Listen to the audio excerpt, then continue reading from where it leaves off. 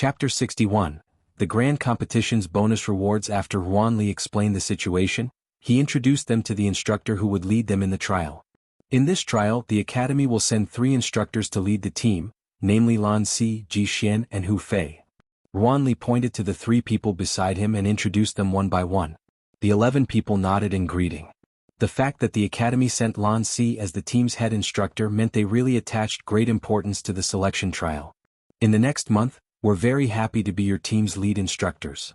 On Lan Si's gentle, handsome face was a smile like the spring breeze. Then he blinked at the several people playfully, but we won't go easy on you guys.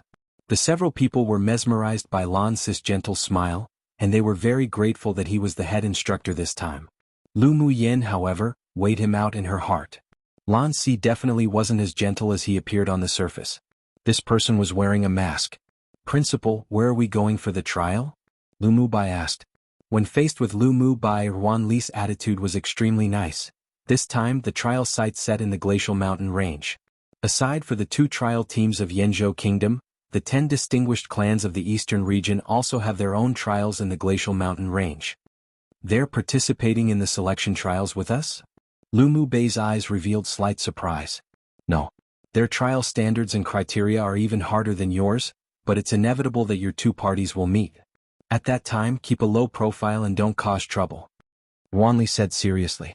Even the Empire's Imperial family didn't dare provoke the core children of the 10 distinguished clans.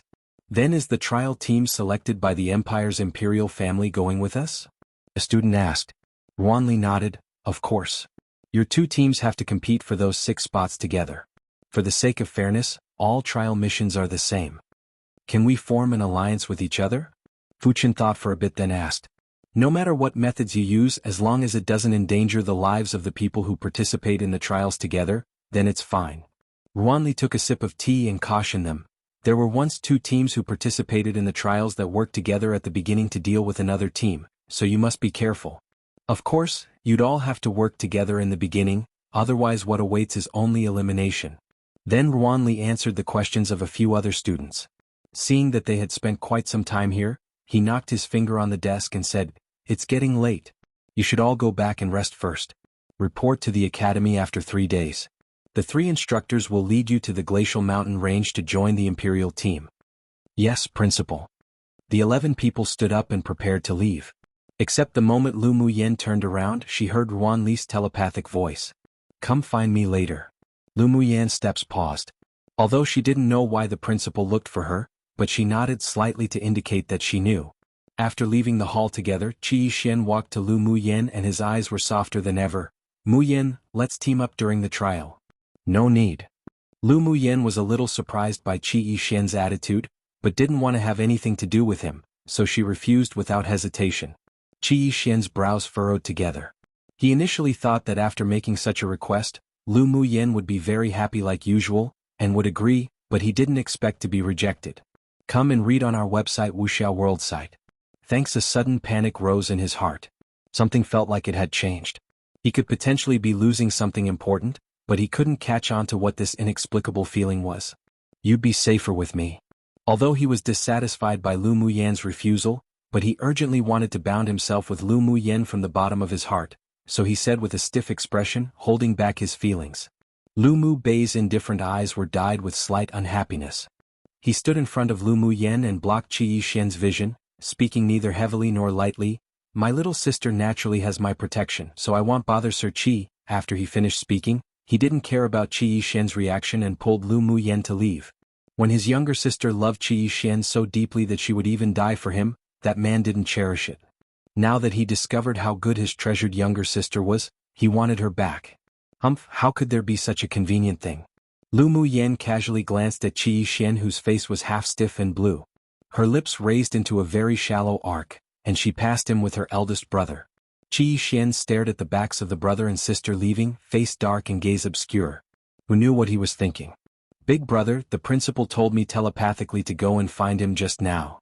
After walking for a while, Lu Muyen grabbed Lu Mubei's arm and said. Lu Mubai didn't know why the principal wanted to find his younger sister, but it wouldn't be something bad.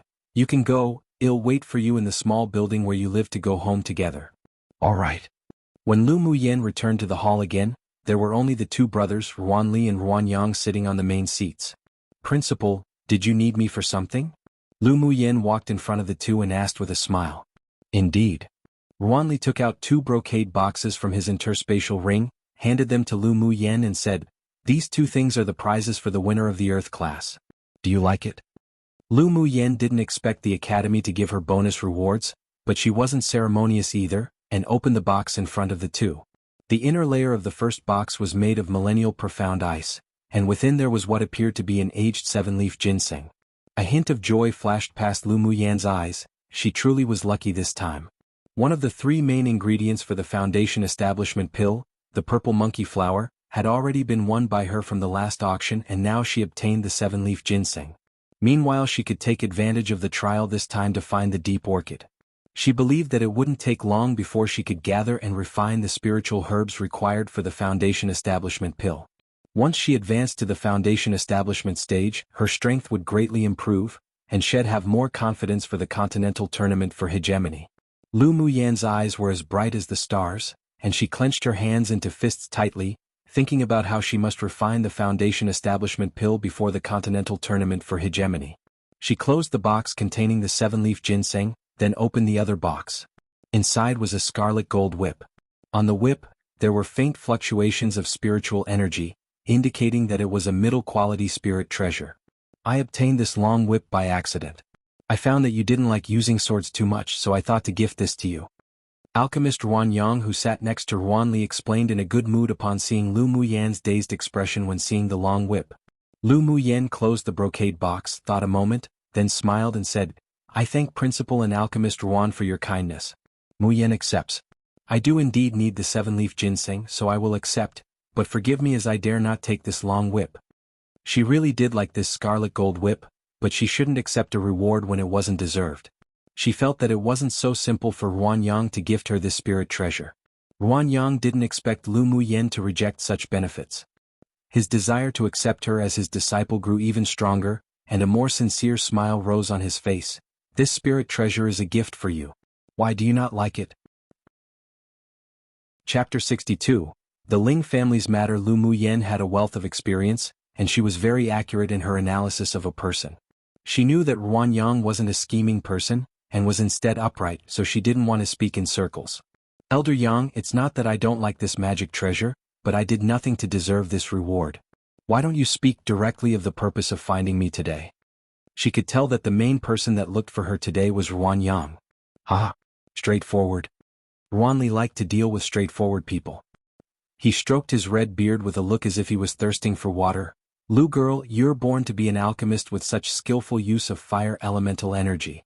Are you interested in becoming a disciple of mine? As long as you become my disciple, I'll definitely do my best to teach you, and you can use the resources of the academy as you wish." In order to be able to keep the good seedling, Ruanyang added, "The resources of the academy could be used by her as she wishes?" The corners of Ruanli's mouth twitched. He knew just how ruthless this girl was in terms of cheating people of their things.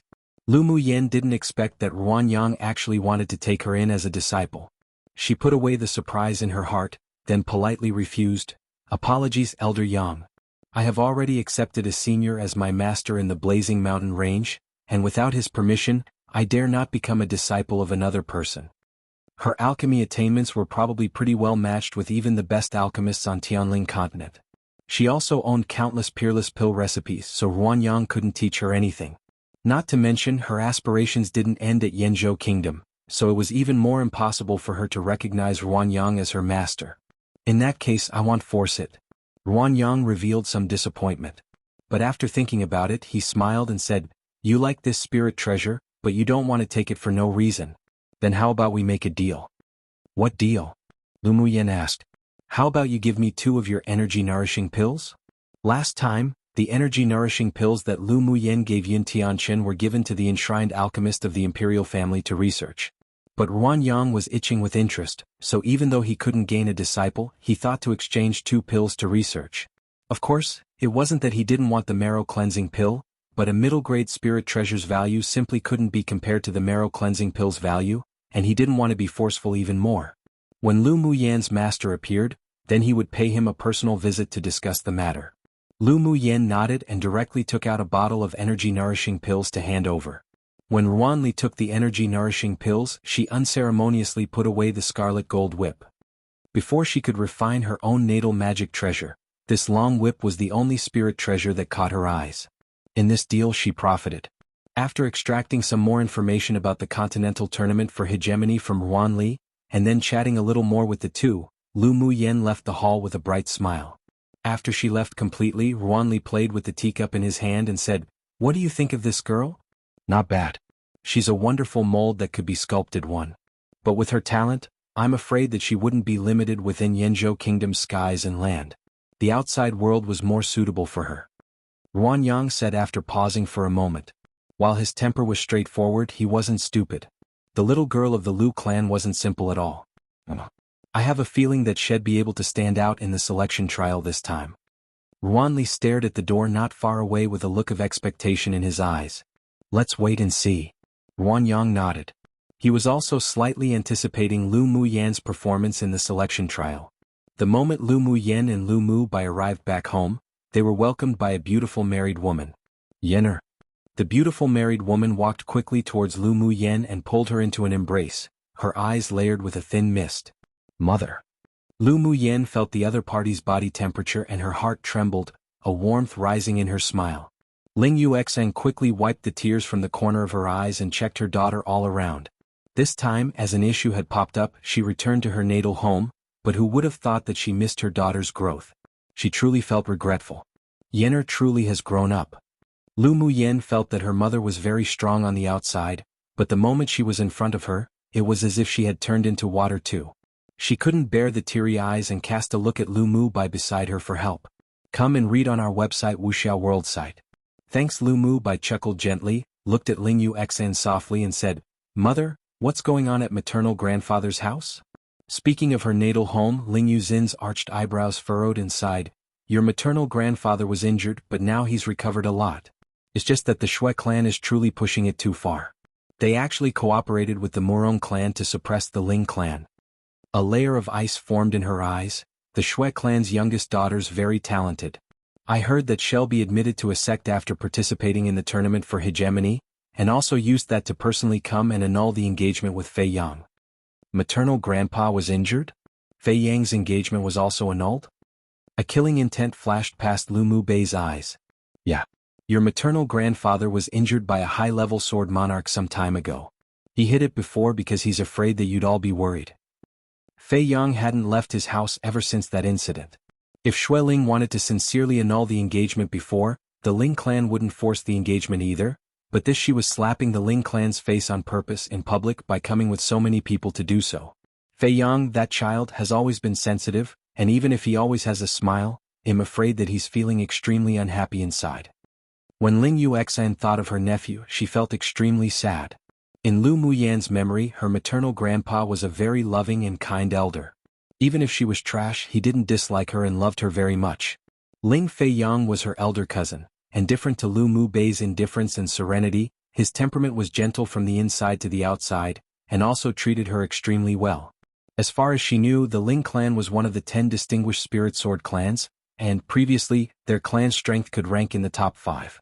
But 10 years ago, her genius maternal uncle that once shocked and amazed the entire Tianling continent disappeared when exploring a secret realm and hadn't returned since. His life or death was unknown. The sword sovereign ancestor of the Ling clan was in life or death seclusion and hadn't appeared in more than 20 years. No one knew if he had advanced or not. 6 years ago, her cousin Ling Fei Yang was seriously injured because he offended a devil cultivator for Shui Ling. What's more, his legs were poisoned and became immovable due to that incident.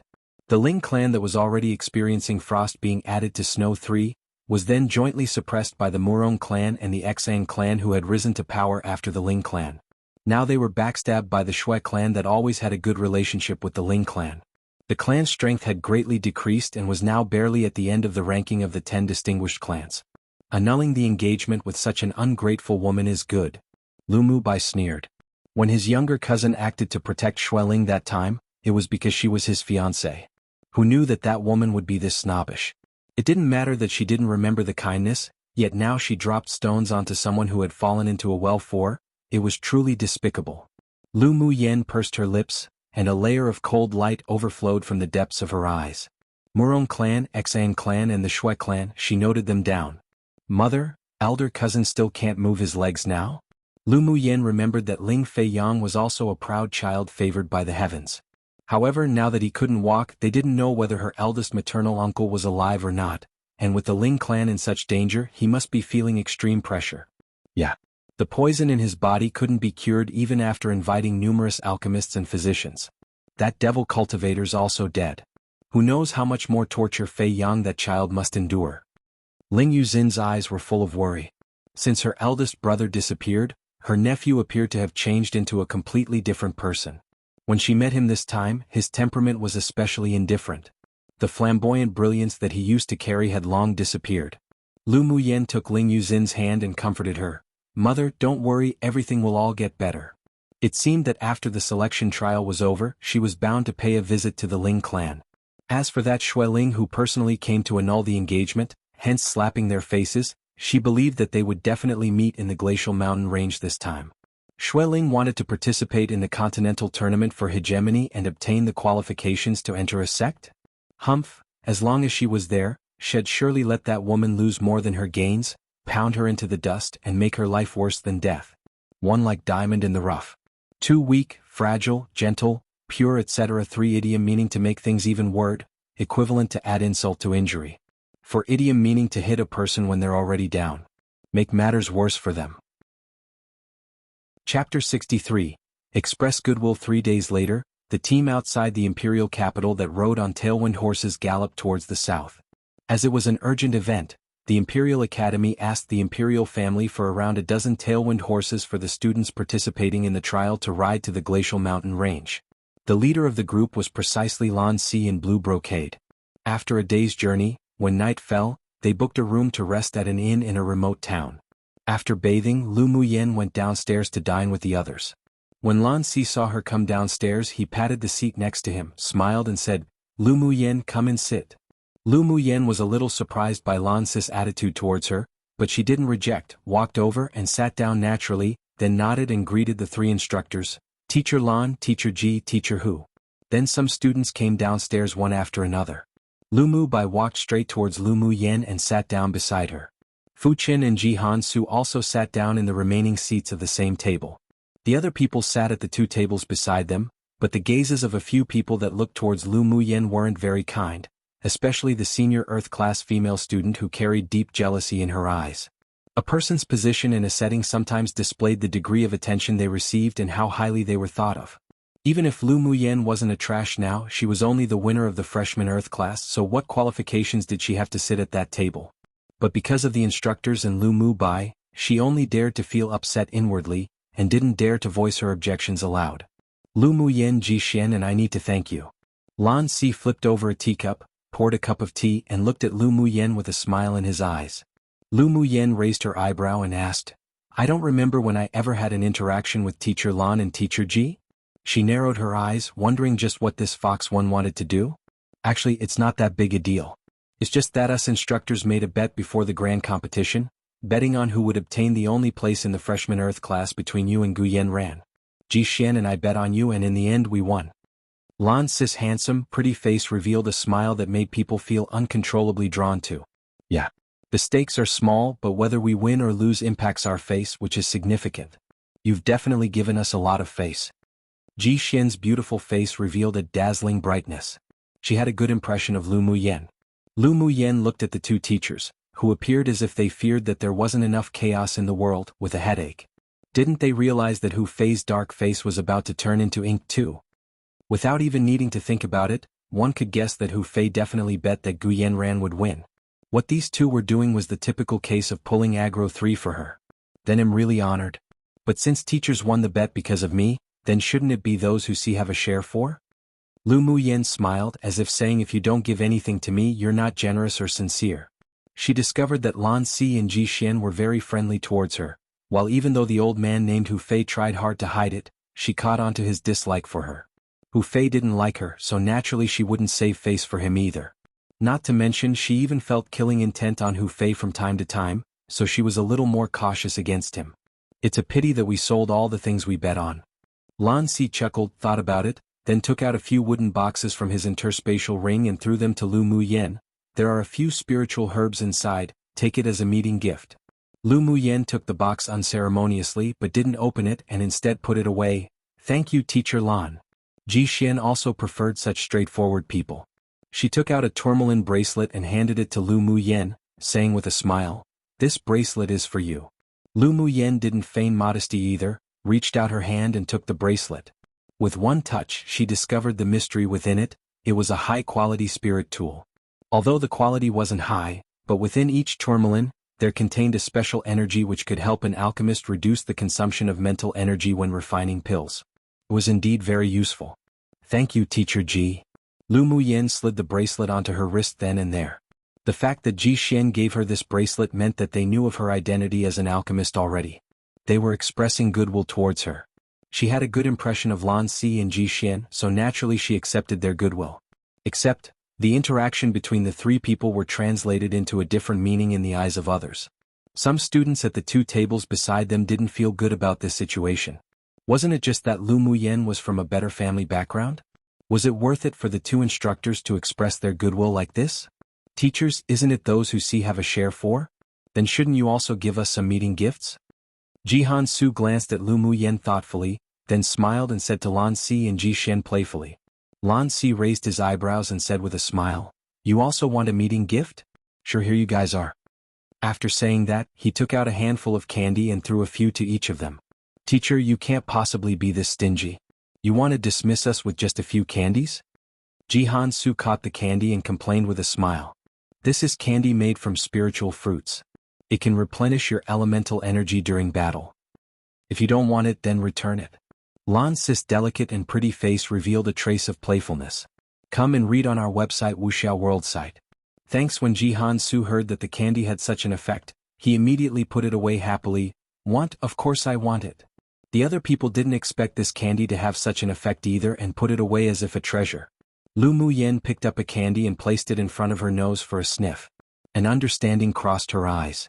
Then she tossed the candy into her mouth to try its effect.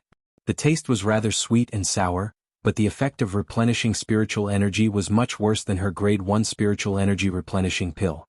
Seeing Lu Muyen directly pick up the candy and eat, the corner of everyone's mouth except Lu Mubai twitched. Did she have to be such a spendthrift?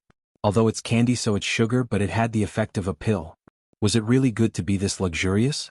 Lu Muyen, this is what Teacher Lan gave us to use to replenish our elemental energy during battle. Aren't you failing his expectations by eating it just like this? The female student who won first place in the senior Earth class said. Lu Muyen furrowed her brows. Why did she discover that she just wasn't agreeable to women? Most of the female swordmasters she had met didn't like her, but it's not like she had the face of a Vixen 5 either. Was it because people were jealous of her rising to greater heights from a trash? Or was it Lan Si and Ji Xian's attitude towards her that they didn't like? Such people were truly too narrow-minded. They'd have a tough time walking on the path of the strong. Of course, if someone slapped her, it was impossible for her to show her other cheek and let them slap it too. Teacher Lan Si, did you just say that the candy is used to replenish our elemental energy in battle? Lu Muyen asked, blinking at Lan Si innocently. Lan Si chuckled, no. Then did you not allow us to eat the candy that you gifted us right now? Also no. Then have I failed you by eating the candy now? You haven't. Lu Muyen glanced at the woman with her beautiful eyes and sneered, this senior sister, it seems that you aren't the roundworm in Teacher Lan's belly 6. You? The woman didn't expect Lu Muyen would ask Lan Si like this. Her face flushed red, unsure if it was because she was angered or because she was shamed. This result tells you that you shouldn't pretend to be able to guess other people's thoughts. If you want to stand out, then you need to see if you have the capital to do so. Lu Muyen ridiculed coldly. The woman looked up and saw that there was also dissatisfaction in Lan Si's eyes. Her face paled, bit her lip and stopped talking.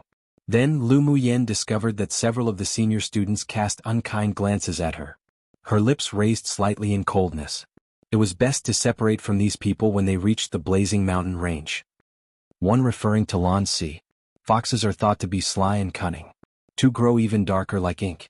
Which means angered, dissatisfied, etc. 3. Pulling aggro or getting aggro is a gaming term that's slipped into everyday use in China, usually to complain, sometimes jokingly, about how what someone says or does might cause people to hate them. I never knew that it was a gaming term until esports dramas became popular a couple years back, like The King's Avatar, Falling Into Your Smile, etc. Haha, I don't watch all esports dramas though, I'm a bit picky with dramas in general. XD The King's Avatar is a 10 out of 10 for me for those that like esports. Watch the anime too, Chinese anime, do recommend. No romance though. For occasionally used shamelessly by people to say I want a share of that too, even though they might not have done anything to deserve it, but the party they're trying to take a share from might not have done anything to deserve it either. Literally, since I saw it as well, I should have a share of it. 5. A bewitching, enchanting face that is often used to describe people that have a face that men are enchanted by, but other women might use to berate another woman for, usually because of jealousy. 6. A person who is a roundworm in my body means they understand the person a lot. Not being a roundworm in my body means they don't understand them at all. Usually used as a joke, is rather informal, though I've seen more serious dramas say it rhetorically. Till this day I have no idea why it's this particular parasite that's used in this metaphor. In a way I understand, in a way I don't. Did a quick search and apparently it comes from an old saying. Thought to keep this novel more authentic by leaving it as it is so as to learn more about Chinese culture? Haha, random note. LMAO, yup, females really don't like Lu Mu Yen. At least the author's aware of that too. Haha, random note too. Ah. The drama chef Hua is making me drool. The food looks so yummy. Chapter 64. Qi Yixin's proposal. After eating, Lu Mu Yen saw the crescent moon that hung in the sky. Currently, at the location of the small town they were in, the essence of the sun and moon were the densest. She leapt out from her window and onto the rooftop. She sat cross-legged where it was darkest, closed her eyes and performed a macrocosmic orbit skill around her body, absorbing the essence of the moonlight. 2 hours later she discovered that someone arrived on the roof. Her hands danced in mid-air like butterfly wings, waiting for the macrocosmic orbiting skill to be completed. When she opened her eyes, she met Qi Yixin's black eyes that carried complex colors. The moonlight poured on his cold facial features, softening his face a little bit. Need something? Lu Mu Yen didn't look away, only looking at Qi Yixin indifferently. Qi Yixin suddenly had the urge to hold Lu Mu Yen in his arms. When he was practicing right now, he accidentally discovered that there was Lu Mu Yan's aura on the rooftop, so came up as if he was controlled by something. And what entered his eyes was a graceful woman with her eyes closed, breathing beneath the moonlight, her hands dancing as part of a skill, and a thin, white, soft light enveloped her, giving her a kind of cold and ethereal feel that he had never seen before. Mu Yen, can we discuss something? What do I have to discuss with you? Lu Mu Yen smiled with ridicule. The colors in Qi Yixin's eyes were clear to her. This man fell in love with her. But so what? She was no longer the Lu Mu Yen she used to be. Must we choke each other like this when we talk? Qi Yixin couldn't help but furrow his brows. Since when did Lu Mu Yen change her docile personality towards him to constantly fighting against him? It seemed that it was since Gu Yanran injured her. Lu Mu Yen didn't want to be entangled with Qi Yixin too much. Clearing things up was good, so she nodded. Speak. Can we go back to how we were? Qi Yixin pressed his lips together tightly, his jawline clearly defined. Cannot. What? Are you still blaming me for not preventing Gu Yanran from injuring you last time? The veins on Qi Yixin's hands that were hidden in his sleeves popped as his palms were full of sweat. Lu Mu Yen raised her eyebrow and said, You know, and you still ask? This man definitely had a problem. Last time you targeted her first. I don't know when your temper became so unreasonable. Last time she taught you a lesson, I didn't do anything not because I supported her, but because I wanted you to be more thoughtful after experiencing that. Qi Yixin's expression was stained with a layer of helpless sadness. At the time, it's true he didn't stop Gu Yanran from teaching Lu Mu Yen a lesson. But when Lu Mu Yan's dantian was almost destroyed by Gu Yanran, he was about to act, except Yun Jin was one step ahead. It was true that he used to find it bothersome to be pestered by Lu Mu Yen, but they essentially grew up together since they were children, so he wouldn't watch her be beaten to death.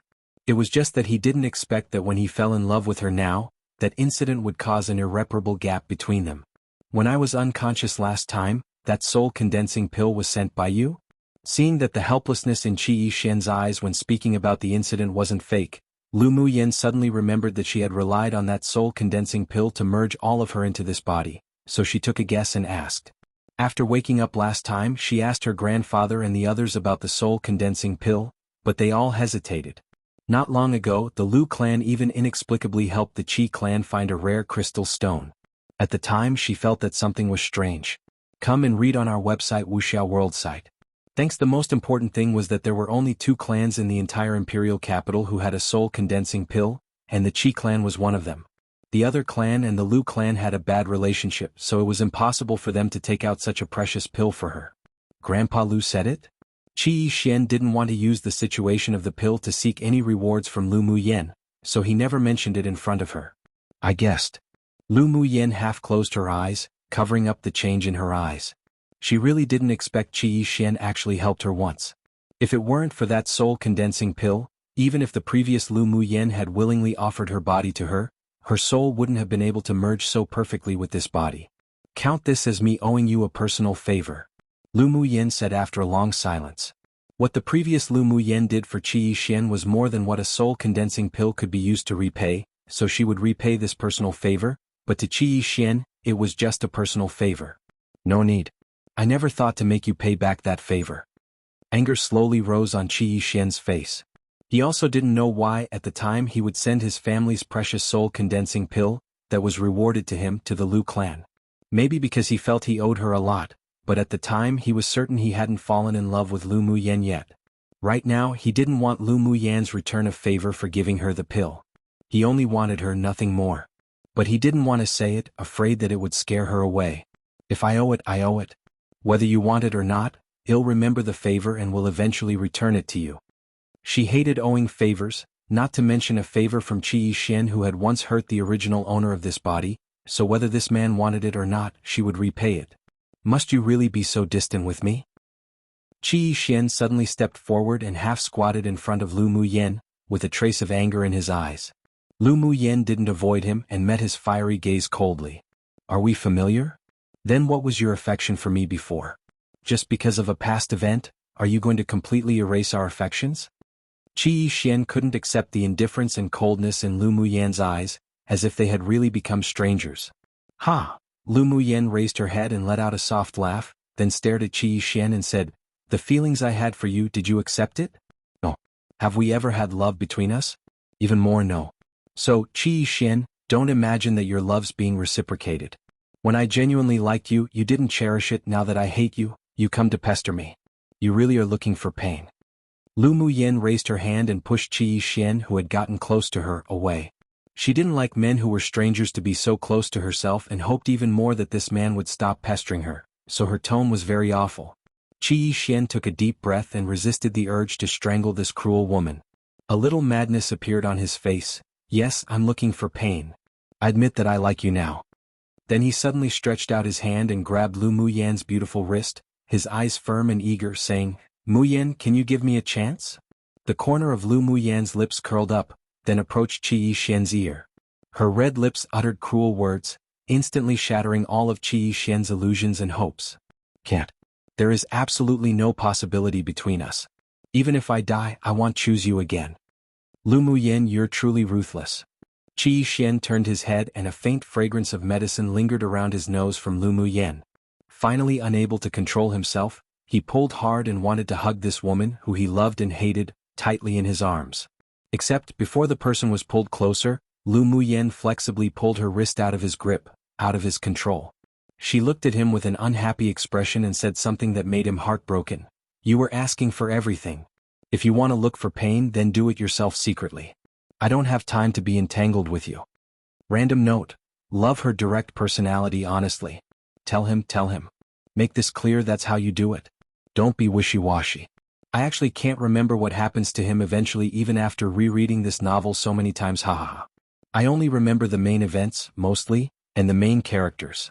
Oh well, let's see how he develops. I mean, I guess it's a good thing I can't remember. Whenever I read, I'll still be curious, hahaha. Chapter 65, Glacial City, Lu Muyen. Qi Yixian couldn't help but shout grimly with countless emotions surging in his eyes. He had never been rejected like this before, and he wanted to turn around and leave immediately. This was the first time he had been embarrassed like this. But he was afraid. He was afraid that if he left, there really wouldn't be any more possibilities between him and Lu Muyen. He had always been calm and wise, but ever since falling in love with Lu Muyen, she had broken all his rationality. Remembering how Lu Muyen used to love so humbly in front of him, and silently did things for him, yet he was so dismissive of such feelings, and now that they had changed positions, he realized how bad he treated her then. He'll treat you well in the future. I promise. Qi Xian was reluctant to let go, and couldn't let go anymore. During this period of time, Lu Muyan's beautiful purple figure often appeared in his mind. How she affected his heart and made him fall for her. After experiencing true love, how could he retrieve it? I don't need it. Qi Xian, just stand there and clear your mind. Lu Muyan took a step back, raised her eyes and looked at him seriously, saying word by word, we will never be able to. Just give up. As soon as she finished speaking, she utilized the spiritual energy in her body and left the room in a flash, leaving only Qi Xian standing there, motionless, with deep regret and pain. Early the next morning, when the sky was faintly lit, Lan Si took the dozen or so people on their tailwind horses and galloped away. Half a month later, Lu Muyan and her party finally arrived at the glacial city that was at the foot of the glacial mountain range. The glacial city was an independent city, not belonging to any country, but was instead controlled by a mysterious entity. Many years ago, other empires or distinguished clans wanted to get involved with this city and take over, but were all suppressed and suffered a tragic blow. After that, no one dared to reach their hands towards Glacial City. The Glacial City was located on the southeast side of the Glacial Mountain Range. If one wanted to enter the Glacial Mountain Range, they must pass Glacial City. Therefore, the prosperity of Glacial City wasn't worse than the capital of a small country. The towering city walls encircled Glacial City.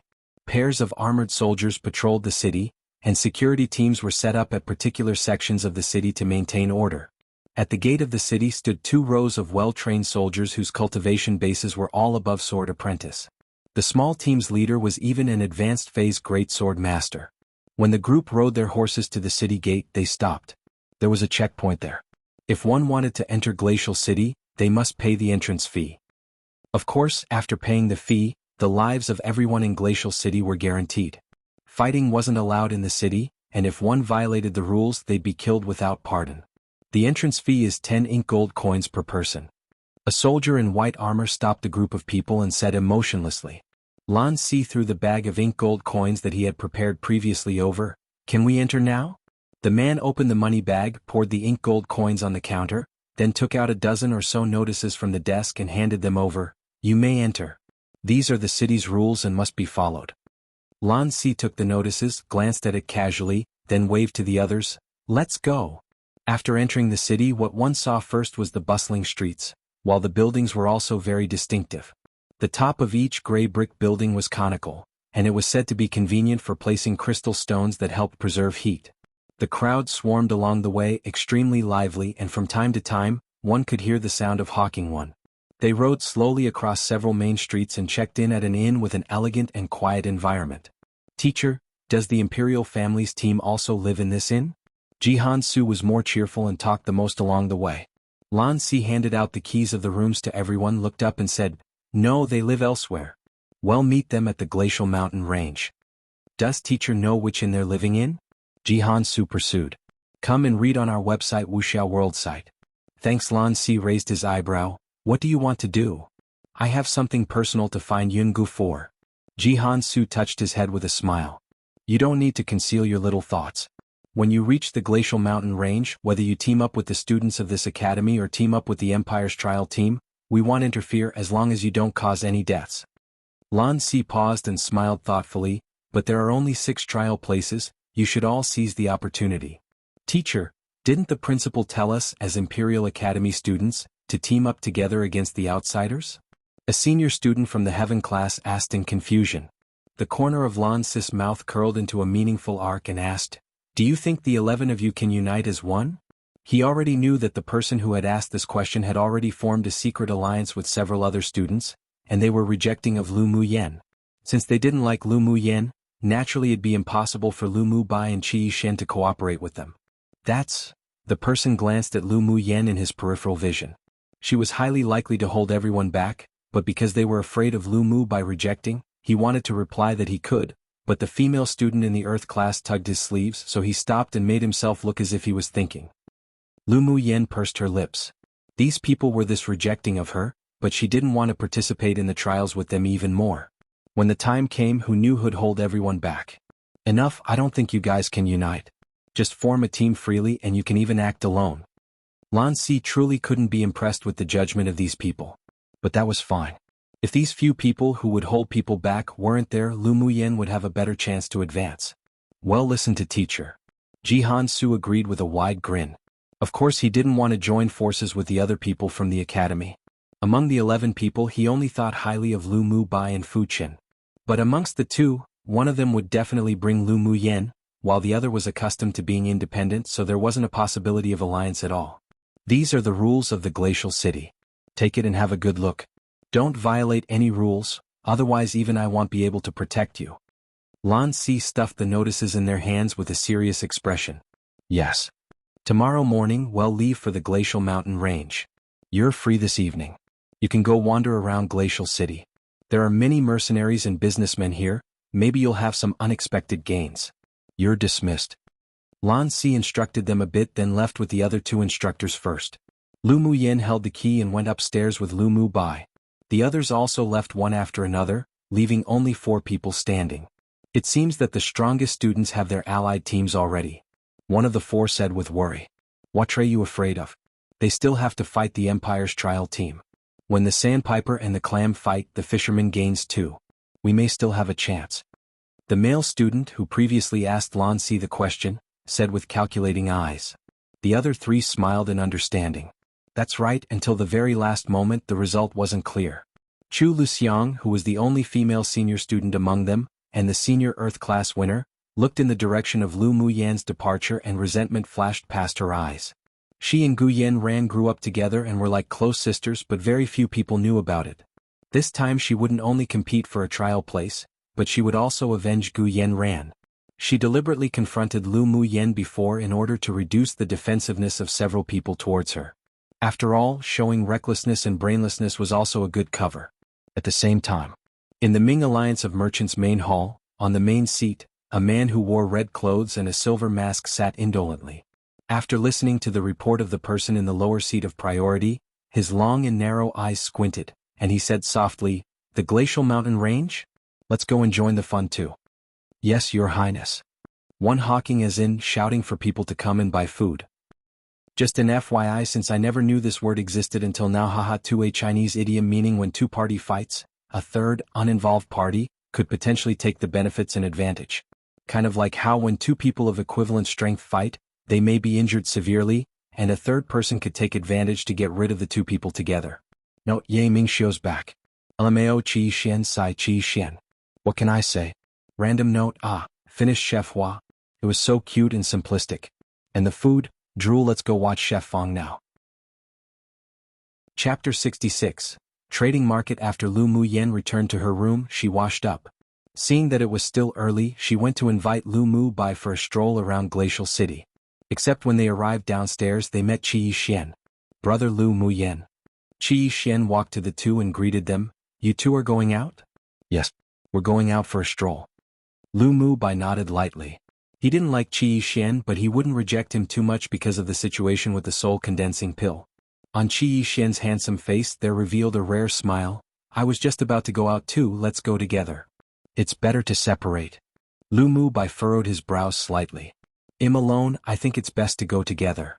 Qi Xian had made up his mind to redeem Lu Muyen, so said insistently. Lu Mu Bai glanced at Qi Xian lightly and found that his attitude was firm. His brows knitted even tighter together. He didn't know how his younger sister felt about Qi Xian right now, so he looked at Lu Muyen and asked, "What do you think, little sister?" "Whatever he wants." Lu Muyen knew that even if she refused Qi Xian, this man that had suddenly gone crazy would still follow, so it was better to just let him. Lu Mu Bai saw the impatience in his younger sister's eyes and knew that she had truly cut and abandoned her love for Qi Xian. So he didn't care about Qi Xian's attitude, and instead he felt that this situation was fine as it is. Let him have a taste of how it felt to desire yet not be able to obtain. When they left the inn, Lu Muyen asked Lu Mu Bai, "Eldest brother, where's the place the teacher spoke of?" "That I know." Qi Xian said before Lu Mu Bai could speak, "There's a large trading market in Glacial City. Aside from the permanent shops, many mercenaries or outsiders will rent stalls to sell things gathered from the Glacial Mountain Range, like demonic beasts, spiritual herbs, spiritual stones and the like." "Are there a lot of spiritual herbs?" As an alchemist, Lu Muyen naturally paid more attention to spiritual herbs. "A lot. But there are very few high-level spiritual herbs. But if you're lucky you might meet some." Qi Xian's tone was rather relaxed. He was fairly familiar with Glacial City. I've been here once and I was able to buy the rare ice herb in the trading markets. It was precisely because of that ice herb that the alchemist enshrined by the family was able to refine the soul-condensing pill. Ice herb? That's not that bad. Let's go and take a look. Lu Muyen liked to study the path of alchemy back in the cultivation world, and loved spiritual herbs even more, so she was rather excited for the trading market Qi Xian spoke of. All right. Qi Xian agreed with a light smile. Lu Muyen discovered that the Qi Xian that had removed his aloofness seemed to be a completely different person. But this wasn't that important to her. She owed Qi Xian a personal favor, but once she repaid it, she believed that there wouldn't be too much interaction between them. When the three arrived at the trading market, night had arrived and the night market just opened. The trading market was brightly lit, crowded with people, and swordmasters wearing various different styles of clothes came and went. The atmosphere was extremely lively. When one walked through the gate of the trading market, one could see two passages. One of them lead to permanent shops, while the other lead to the free trade zone. There are a lot of spiritual herbs and spiritual stones from the glacial mountain range in the permanent shops, but the price might be a bit higher. If you wanted to try your luck and hunt for treasure, the free trade zone's more appropriate. Seeing that Lu Muyen was staring at the two paths in thought, Qi Xian pointed to the one on the right and spoke. Lu Muyen nodded. Then let's head to the free trade zone first. The three of them walked through the passage on the right. After entering the free trade zone, they heard a mixture of noise. There were stall holders shouting and selling, and there were buyers who were bargaining. In short, it was an extremely lively scene. Lu Muyen remembered that Mo Yen in her spirit pet Bangle had a keen eye, so she took him out and carried him in her arm to hunt for treasure. She started looking at the first booth with great interest, while Lu Mu Bai and Qi Xian followed behind her. When she saw something she was interested in, she picked it up and bargained with the stall owner. If it was suitable, she'd take it. After looking through half the stalls, the three of them all gained a lot. Come and read on our website wuxialover site. Thanks. Lu Muyen even bought a lot of spiritual herbs needed for refining pills, and Mo Yen also found several materials useful for refining magic tools. Eldest brother Muyen. The three of them were just looking at crystals at a stall when they heard Yunlan's voice from behind. Cousin. Lu Muyen saw Yunlan walking towards them, and a gentle smile rose on her face. Yixian, why are you here? Seeing that Qi Xian and Lu Muyen were together, Yunjin felt a little strange, so he stepped forward and patted him on the shoulder, asking. Qi Xian didn't conceal anything, seeing that his friend had asked him, accompanying brother Lu and Muyen for a look around. Accompanying Muyen? Have you two reconciled? Hearing Qi Xian say that, Yunjin's eyes dulled.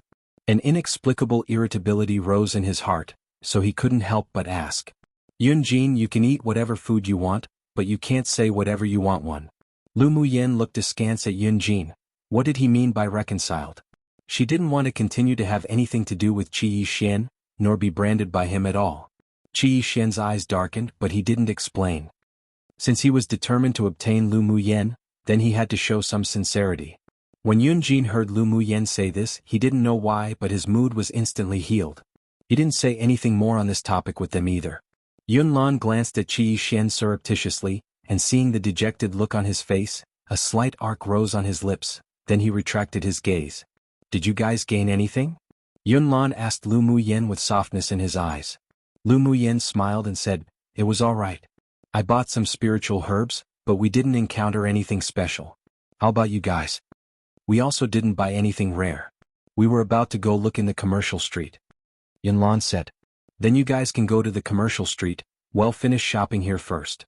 Lu Muyen had a constant feeling that if she left this free trade zone, she'd miss something significant. Yunjin leaned forward with a smile and said, how about together, well, wander around again. Let's go together. I also have something I want to tell you guys. Yunlan did indeed have something to discuss with Lu Muyen and Lu Mu Bai. Alright, let's go. We'll talk while we walk. Lu Muyen reckoned that Yunlan probably came to find them about an alliance. After walking for a while, Yunlan lowered his head beside Lu Muyen and whispered, let's form an alliance for the trial in the glacial mountain range. Sure. Lu Muyen agreed without hesitation. She wasn't familiar with the glacial mountain range, and she much preferred to advance and obtain a trial place with people she knew, so she didn't reject the proposal of an alliance. Yunlan didn't expect her to agree too readily. There was joy in his eyes. Then seeing some ruckus occurring in front, with even the word treasure thrown about, he pointed, Let's take a look. The rest were also attracted by the ruckus and walked over there together. As soon as they approached, they heard someone say to the stall owner, "Do you have a delusional disorder? For this broken thing to be traded with a tier 5 or even higher level demonic beast skin, aren't you just indulging in a wild fantasy? This sort of thing's also considered a treasure? What a waste of our time." "That's right. Only the crystals beside it are alright, but you want to sell it as a bundle, and you even want to exchange it with a demonic beast skin. It's not like we're foolish spenders. Quickly squeeze through and take a look." Mo Yan's voice that carried with it a bit of eagerness sounded in Lu Mu Yan's sea of consciousness. When she lowered her head, she saw her little beast's eyes glowing brightly. An understanding smile rose on her lips, and she quickly squeezed through. A popular saying that means you need to watch what you say because it can potentially be bad for others. Random note. Yes girl, thanks for being this direct about your relationship with Qi Yixin XD. Don't let others misunderstand. Man, Qi Yixin sure is desperate. Well, we've got more people evidently interested in her now. Let's see how that goes when Ming Xiu appears. Haha. Chapter 67. Content. For after Lu Mu Yan squeezed through, she saw a sloppy middle-aged man with a stall in front of him. On the stall was a pile of crystals that were suitable for refining magic tools. Among them was a palm-sized dark gray stone that caught her attention. "Buy that dark gray rock. You must buy it." Mo Yan's eager voice resounded in her sea of consciousness.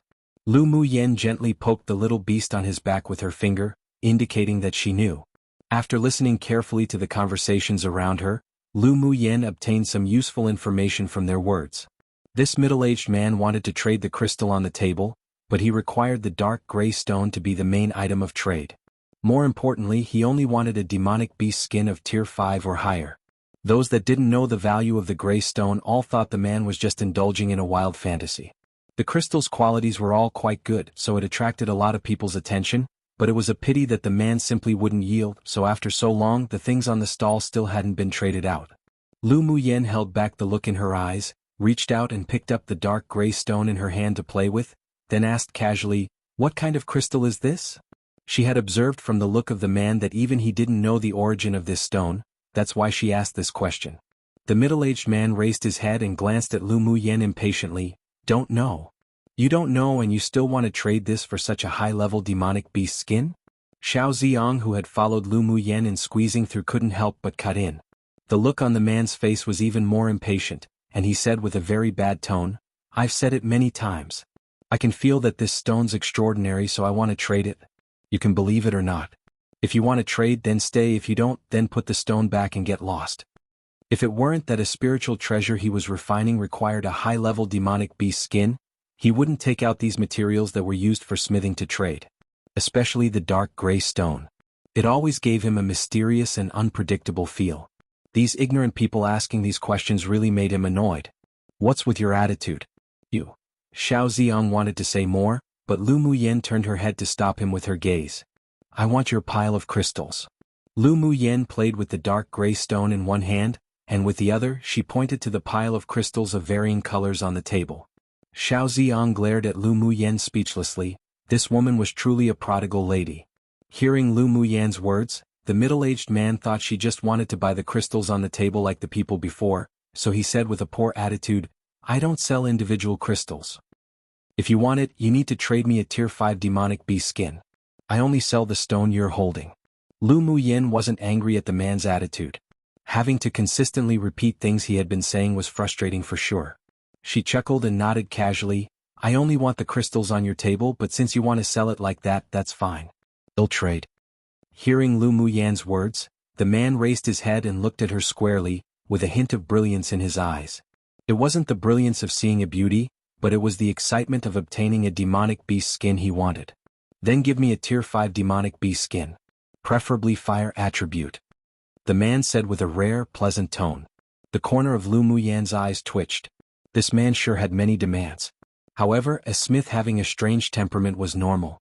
After all, having to deal with fire day in day out, fire poison would accumulate in their body, which naturally meant it would affect their temperament. Therefore many smiths were very irritable. "Eldest brother, contribute a tier 5 demonic beast for use." Lu Mu Yan knew that Lu Mu Bai had the corpse of a tier 5 demonic beast, so she asked with a big smile. Lu Mu Bai didn't know why his younger sister wanted this pile of crystals. He felt that she cared more about the gray stone in her hand, but he was unconditional in pampering his younger sister, so he took out a tier 5 water crocodile's corpse and said, "I don't have a fire attribute demonic beast corpse, only a water attribute corpse." The middle-aged man looked at the corpse of the water crocodile on the floor with furrowed brows. His eyes revealed a bit of conflicting emotions. If the spirit treasure he refined could obtain a fire attribute demonic beast skin, then it could be even better, but materials were scarce right now, so he could only make do. Come and read on our website wuxialover site. Thanks. Just when the middle-aged man wanted to agree, a female's voice rang from the crowd. "This young miss wants that pile of crystals and that dark gray stone." Then, everyone saw a tender and beautiful woman in a red dress with an arrogant and domineering attitude walk towards them after leading a few people to drive the onlookers away. "You have a tier 5 fire attribute demonic beast skin?" The middle-aged man retracted his gaze on the water crocodile and looked up at the woman who opened her mouth. If he could have a fire attribute demonic beast's armor, then he would naturally choose something more beneficial to him. Of course. The woman raised her chin proudly. "Hey, aren't you too unfair? Obviously this was something we ordered first and we already gave you the demonic beast corpse, but you actually want to back out." Xiao Ziyang had long felt that the middle-aged man was unpleasant, and now he was angered. This man with no ethics was just too classless. The middle-aged man glanced at Xiao Ziyang and said, "Didn't we just fail the transaction? I need fire attribute materials. Now that there is, why should I choose the water attribute demonic beast skin that I could just barely use? Of course I, Huoxiao, am not a villain. They'll compensate you with some crystals for free in a bit." He indeed went back on his word, so it was nothing to compensate some crystals to these little children. When Lu Muyen heard Huoxiao's words, a look of surprise flashed across her eyes, then she had a plan in her heart. "Take out the skin of your fire attribute tier 5 demonic beast for a look." Huoxiao turned his head to the red-clothed woman and said with an attitude that didn't appear too enthusiastic. With a thought, a fire attribute crimson fox appeared on the ground. Huoxiao crouched down and took a look. The crimson fox was a bit small, but given that the demonic skin was of the fire attribute, it was more suitable for him than the water crocodile. "Can you still take out a fire attribute demonic beast skin? If you can't, then I'll trade with her." Huoxiao was actually not that satisfied with the crimson fox as he wanted a scaled demonic beast, so he looked at Lu Muyen and asked, though rather hopelessly. "Pfft." The red-clothed woman sneered, with disdain in her eyes. If she could take it out, she would have taken it out a long time ago. "Isn't it unnecessary to ask?" The woman in red looked askance at Lu Muyen, and when she moved her gaze to the white demonic beast she was holding, an understanding flashed across her eyes. She also decided to buy the pile of crystals and that inconspicuous dark gray rock because the fire cloud mink in her spirit pet bangle called attention to it. Although she didn't know what sort of rock it was, but she knew that sometimes the more inconspicuous something was, the more of a treasure it was. "You hurry up and bring that gray rock over." Xianxia, the woman in red, pointed her finger at Lu Muyen with slight contempt on her face. Lu Muyen's eyes turned cold. She hated other people pointing their fingers at her the most. She noted this arrogant and cocky woman down. "Who said I don't want it anymore?" Lu Muyen shook the rock in between her two fingers in front of the crowd, and said lazily, "Today I'm definitely taking this." "Your tone sure isn't soft. If you take out an even higher level fire attribute demonic beast corpse, then why shouldn't this young miss let you?" Xianxia's eyes were full of disdain. Note, yes, a higher level fire attribute demonic beast. I wonder what she can take out, haha. Note, what a caring elder brother Lu Mubai is. Love the sibling relationships in this novel tbh. Too many backstabbing siblings in other novels. Also loving the familial relationships too. We need more healthier sibling relationships in C novels. Edit, oops, accidentally published this one early. Just to clarify, there won't be a second chapter today, I just accidentally scheduled the time wrong, hahaha. I still need to write up my students' reports XD and George. Chapter 68. Am I a foolish spender? Even she only owned this one tier 5 demonic beast corpse, so she didn't believe at all that this woman in front of her could take out the corpse of a tier 6 demonic beast. "Let me? Do I need you to let me?" Lu Muyen raised her eyebrow and sneered. "You really have the skin of a fire attribute demonic beast? You better not be teasing me?" Huoxiao's eyes lit up, but his voice carried a sense of warning. His good attitude today was almost worn out, so he hoped that this woman wasn't playing him. Xianxia snorted coldly, "Then take it out. You can't trade by just talking about it." She hated women who were more beautiful than herself. So looking at the woman in front of her who was a beauty that could cause the collapse of a country, that appeared indolent, and had a clever temperament, she hated her even more in her heart. The surrounding crowd didn't believe that Lu Muyen could take out an even higher level fire attribute demonic beast.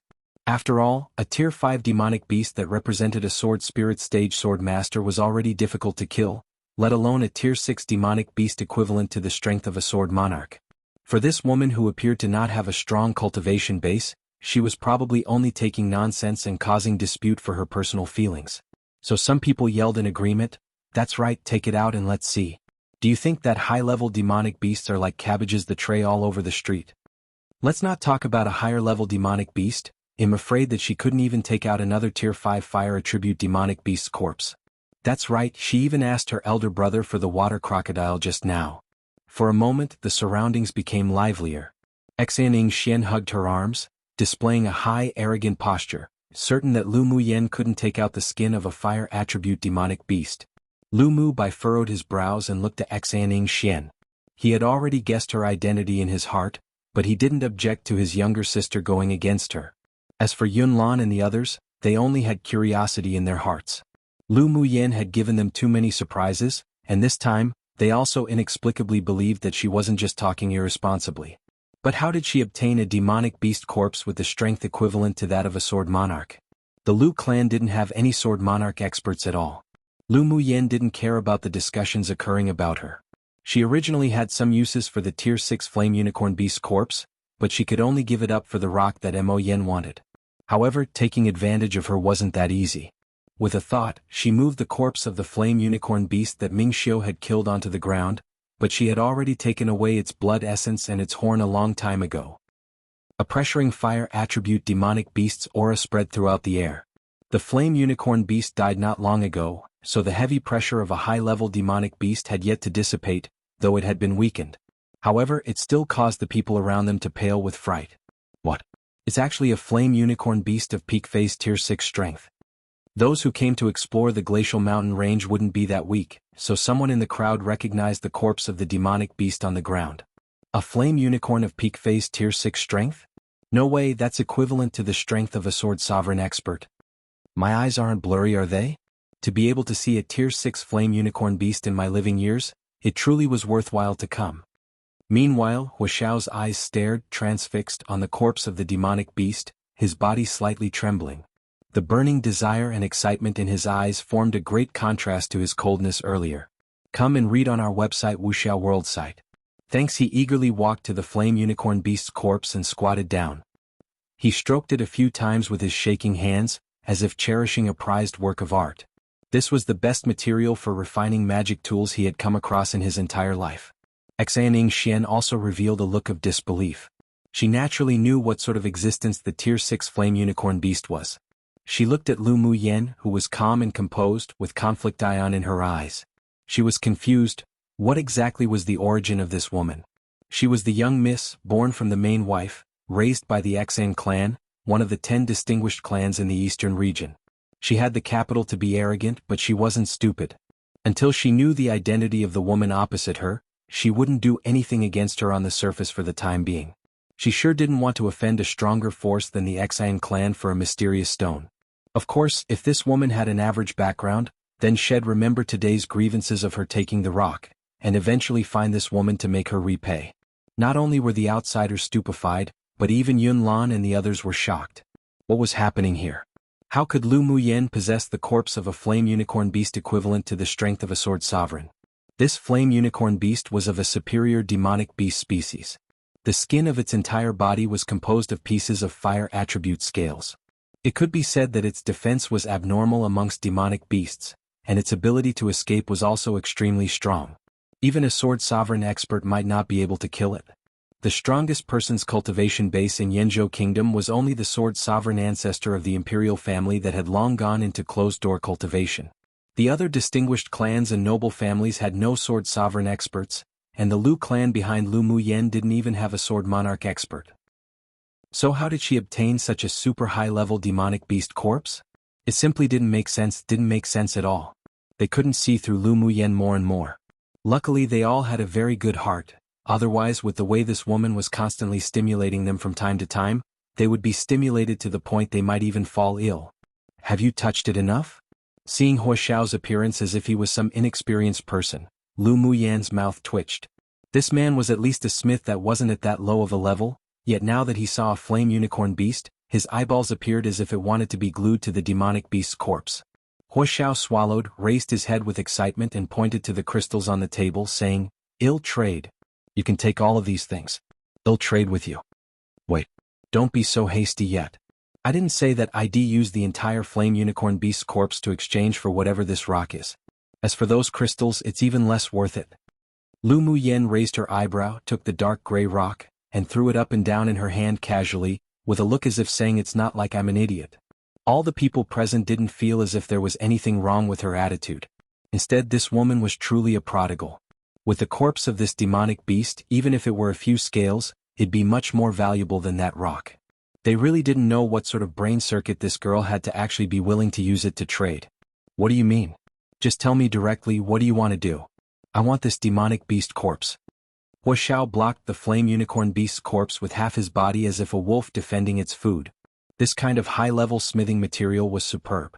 Whether he'd be able to chance upon something like this again in the future was uncertain, so he sure didn't want to miss this chance. What do I mean? You tell me. Can you compare this tier 6 flame unicorn beast to the value of this ugly rock in that pile of crystals? Lu Muyan asked instead. She had her own plans and she wanted Huaxiao to walk right into the trap she designed herself.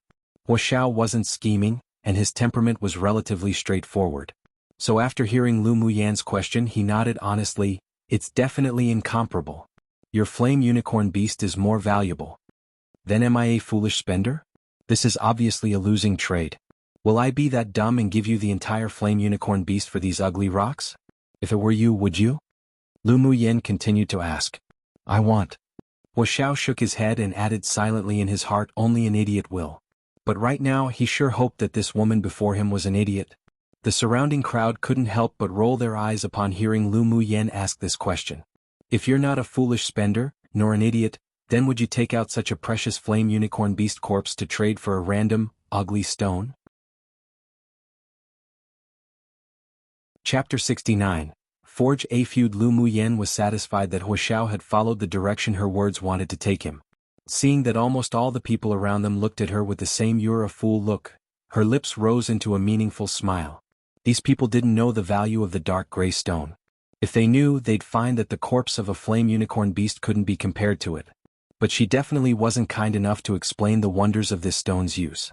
Alright, I won't make a fuss about how you changed your mind previously. So I'll use 1/5 of the flame unicorn beast's corpse to exchange for this stone and those crystals. Lu Muyan kept holding the rock in her hand. On the surface she appeared as if she didn't care, but she was actually afraid of it being snatched by others.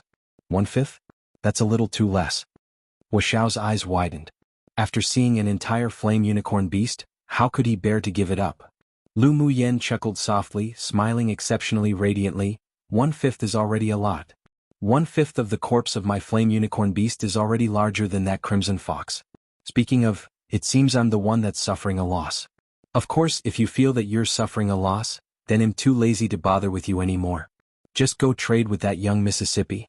Lu Muyan displayed a nonchalant and indifferent gesture, throwing the dark gray stone she was playing with back to Huaxiao. Huaxiao suddenly felt that the stone that he previously considered a treasure had become a burning problem. In terms of size and value, 1/5 of the corpse of the flame unicorn beast from this purple-clothed woman was indeed far better than the red-clothed woman's crimson fox. How could one choose copper coins after seeing gold coins? He wasn't that stupid to lose something big because of something small. But this woman sure remembered her grudges well. She still remembered how he wanted to back out earlier. Can we discuss it a bit more?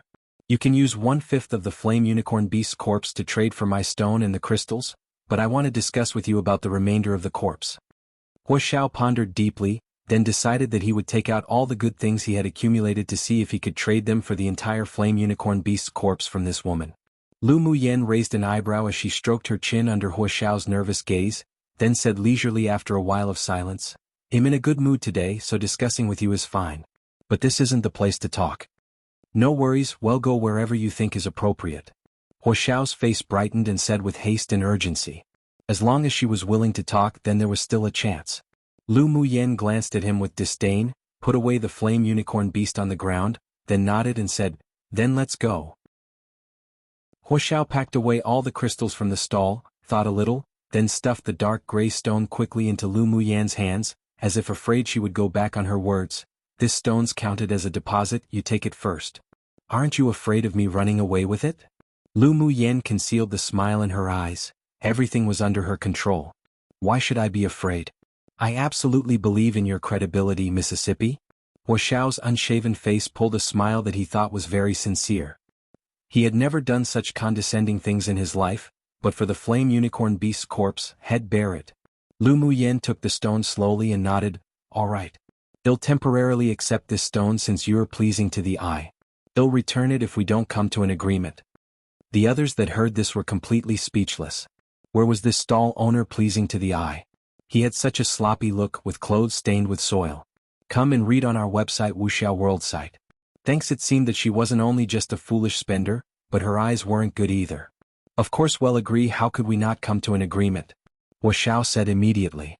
Even if he couldn't get the remaining flame unicorn beast's corpse, he'd still take that 1/5. "Then are you still going to trade with another? That young miss is still waiting for your reply." Lu Muyen looked at Xianxia, who had a grim expression, and asked Huoxiao with a smile. She was very vengeful. She still remembered how this woman wanted to snatch her things arrogantly just now, and also her act of pointing her finger at her. Not to mention she had a feeling that in the future, she'd inevitably forge a huge feud with the woman. Since that was the case, then it didn't hurt to offend her more right now. Her intuition had always been rather accurate, and because of this keen sense of foresight, she had escaped numerous catastrophes before. "Young miss, please put your crimson fox away now. She indeed took out a corpse of a demonic beast that was higher in tier than yours, so you didn't lose unjustly." Huoxiao pointed to the crimson fox's corpse on the ground, and there was some irreverence in his eyes. Xianxia took a deep breath and suppressed the anger in her heart. She glanced at Lu Muyen with an obscure, cold look, put away the crimson fox, then quickly left with the people she brought. After leaving the markets, Xianxia's face was as grim as ink, and she ordered a man beside her, "Go and investigate that woman." A viciousness flashed past in her eyes. If that woman's background was stronger than hers, then she'd swallow this for the time being, but if that woman was just a small clan's pupil, then she'd slowly play her to death. "Yes, third young Mississippi." Lu Muyen looked thoughtfully in the direction Xianxia left and was even more determined to find the deep orchid in the glacial mountain range. She must quickly refine the foundation establishment pill and improve her strength. After leaving the free trade zone, Lu Muyen smiled and asked the others, "How about we go to the commercial stores to have a look?" She wanted to collect more spiritual herbs in case of any emergency in the future. "Little sister has the say." Lu Mu Bei's indifferent eyes displayed a bit of pampering. He wouldn't ask Lu Muyen where she obtained the flame unicorn beast. As long as his younger sister was fine, then he'd be satisfied. Yunlan and the others wanted to go to the commercial area to have a look to begin with, so they naturally wouldn't refuse. Only Huoxiao looked miserable, but he didn't dare to offend this little grandaunt one before him, so he could only tag along with them. After the few people left, the crowd of onlookers gradually dispersed. Some of them also secretly ordered others to investigate Lu Muyen's background. Truth be told, Lu Muyen didn't really want to take out the corpse of the flame unicorn beast to trade with Huoxiao so ostentatiously. Except after that woman interfered, and for Mo Yan's need of that stone, she could only show off a little. As for the consequences of taking out the flame unicorn beast, she had already thought about it. The marrow cleansing pill had already been known to everyone. Didn't she have a mysterious master? It didn't matter to put more responsibility onto her master. She believed that those people who secretly investigated her would definitely attribute her possession of the flame unicorn beast to that master. Speaking of master, Ming Xiu's figure suddenly flashed through Lu Muyen's mind. Her lips raised in a merry arc. Who knew what that devilish man's reaction would be if he knew that she traded the flame unicorn beast so casually? She reached out her hand and rubbed the ice bangle on her wrist. This bangle truly gave her a weird feeling. There seemed to be a sliver of connection between her and it, yet it also seemed that there was none, drawing them together yet not quite. This ice bangle was definitely extraordinary, but she hadn't found the trick to unseal it, or maybe she couldn't establish a deeper connection because she was still too weak. If she could meet Ming Xiu again, she could definitely ask him. She always had a feeling of spiritual harmony with this ice bangle, so she really wanted to know its secret. One often said in verbal fights my female who would refer to themselves as grand aunt, to show dominance. Just like how in Chinese, some men would say I'm your old man/father or I'm your grandfather to show dominance in a verbal fight. Likewise females might also say I'm your mother. You're my grandson/you're a grandson is also an insult because it calls them weak. Chapter 70.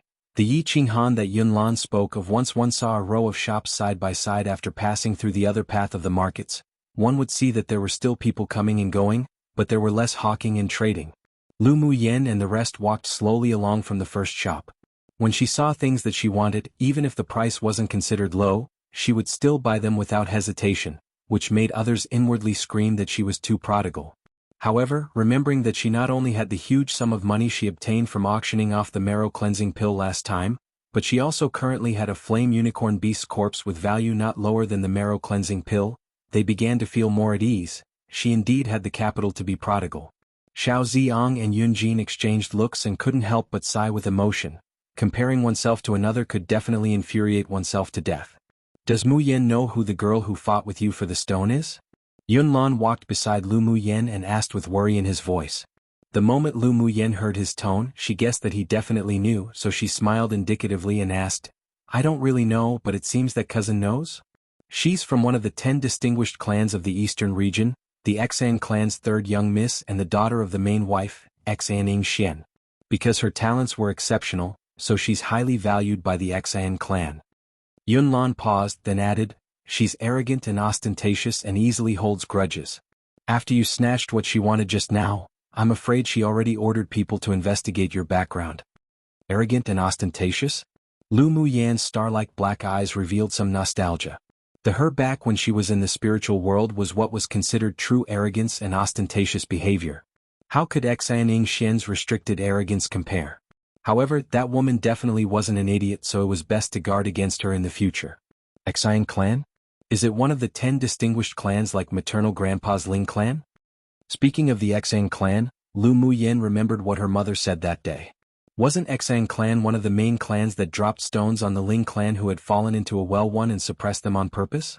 Yunlan nodded, that's right. But now, because Xianxian's father had advanced to a sword sovereign expert, plus the plundering of the Ling clan's resources over the recent years, the Xuan clan's ranking already leapt to number 5 among the 10 distinguished clans. The Ling clan was Lu Muyan's maternal grandfather's family, so he didn't want to conceal anything from her. The main reason that he didn't stop Lu Muyan, even though he clearly knew that Xianxian wasn't someone they should offend, was because the two were bound to become enemies due to their clans.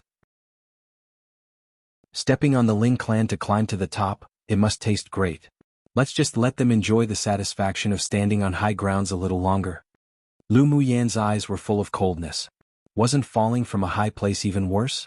No wonder when she first met Xianxian earlier, she had a premonition that she would forge a great feud with her. So it was because their identities already determined that they would become enemies. How's the relationship between Xianxian and Xueling? Lu Muyen asked, raising her eyes to look at Yunlan. The situations concerning the 10 distinguished clans couldn't be obtained through investigations, and the general's mansion didn't know much either, so only someone like Yunlan, a child who was highly valued by the Imperial family, could possibly know something. The Xuan clan and the Shui clan have secretly cooperated for many years and their relationship's very good, but despite both being the daughter of the main wife, with excelling talents in their respective families, their relationship isn't compatible, to the point it was as if they were like fire and water, and they even clashed a few times. Yunlan naturally knew about how Xueling had annulled the engagement with Ling Fei Yang and considered Xueling to be very lowly in his eyes. They're both women favored by the heavens, so they'll definitely always compare themselves to the other, so it's natural they didn't like each other. Lu Muyen shrugged her shoulders with a smile. She only came into contact with Xianxian for a short moment just now, but it wasn't hard to see that within the woman's arrogance, there carried a sense of viciousness. With such a temperament, it was natural that she didn't get along with a person she compared herself to like Xuelin, who was also a woman favored by the heavens. Not only did they clash because of this, but I've heard that they even secretly fought for the sake of a man. Yunlan revealed a rare look of interest in gossip. Lu Muyen didn't think that the two had such a grudge against each other and was slightly curious about what sort of man was able to make the two of them scramble for him, completely disregarding their own face. Fought for a man? Oh. Number 2 of the 10 distinguished clans, the Yi clan's young lord, Xuanhuan. When Yunlan mentioned the name Xuanhuan, a slight smile flashed through his eyes. Piyu? Xuanhuan? Lu Muyen couldn't help but laugh aloud. She really couldn't imagine Xuanhuan being fought over by 2 women. Come and read on our website wuxialover site. Thanks, she believed that such an image was just too beautiful that she simply couldn't bear to look directly at it too. What's wrong? Yunlan was a little surprised and confused by Lu Muyen's reaction. Lu Muyen held back her gloating smile and shook her head. Nothing. Then did Xuanhuan choose one of the 2? Of course he didn't. Xuanhuan's eyes aren't that bad. Yunlan's tone was definitive. Lu Muyen discovered that when Yunlan mentioned Xuanhuan, there was an indescribable emotion in his words. It wasn't like speaking of an enemy, but it wasn't like a friend either. Do you know Xuanhuan? You believe his eyesight this much? I've met him a few times before. He's always been a person I wanted to surpass.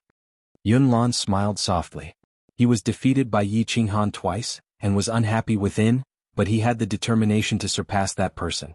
Person you want to surpass? You sure think highly of him.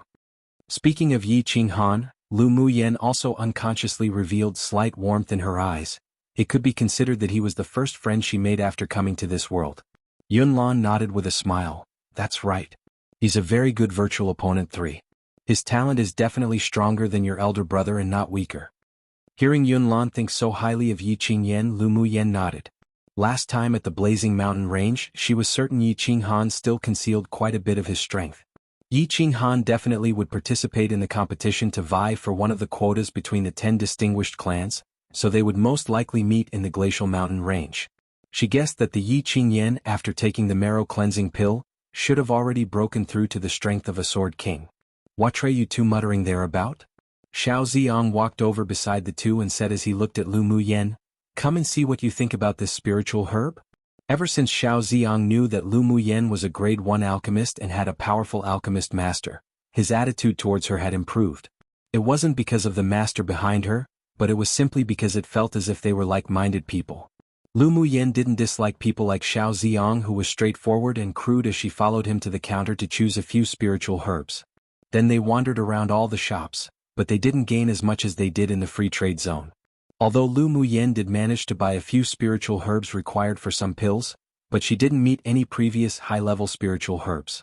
After exiting the markets, and after Lu Muyen and Yunlan discussed the promised alliance with each other in the Glacial Mountain Range, Lu Muyen took Huaxiao and left with Lu Mu Bai. Qi Yixian didn't thicken his face and follow. He also knew that Lu Muyen had things to discuss with Huaxiao and it was inconvenient for him to interfere. Qi Yixian had a fairly good relationship with Yunlan and the others, so he was also invited to be a part of the alliance.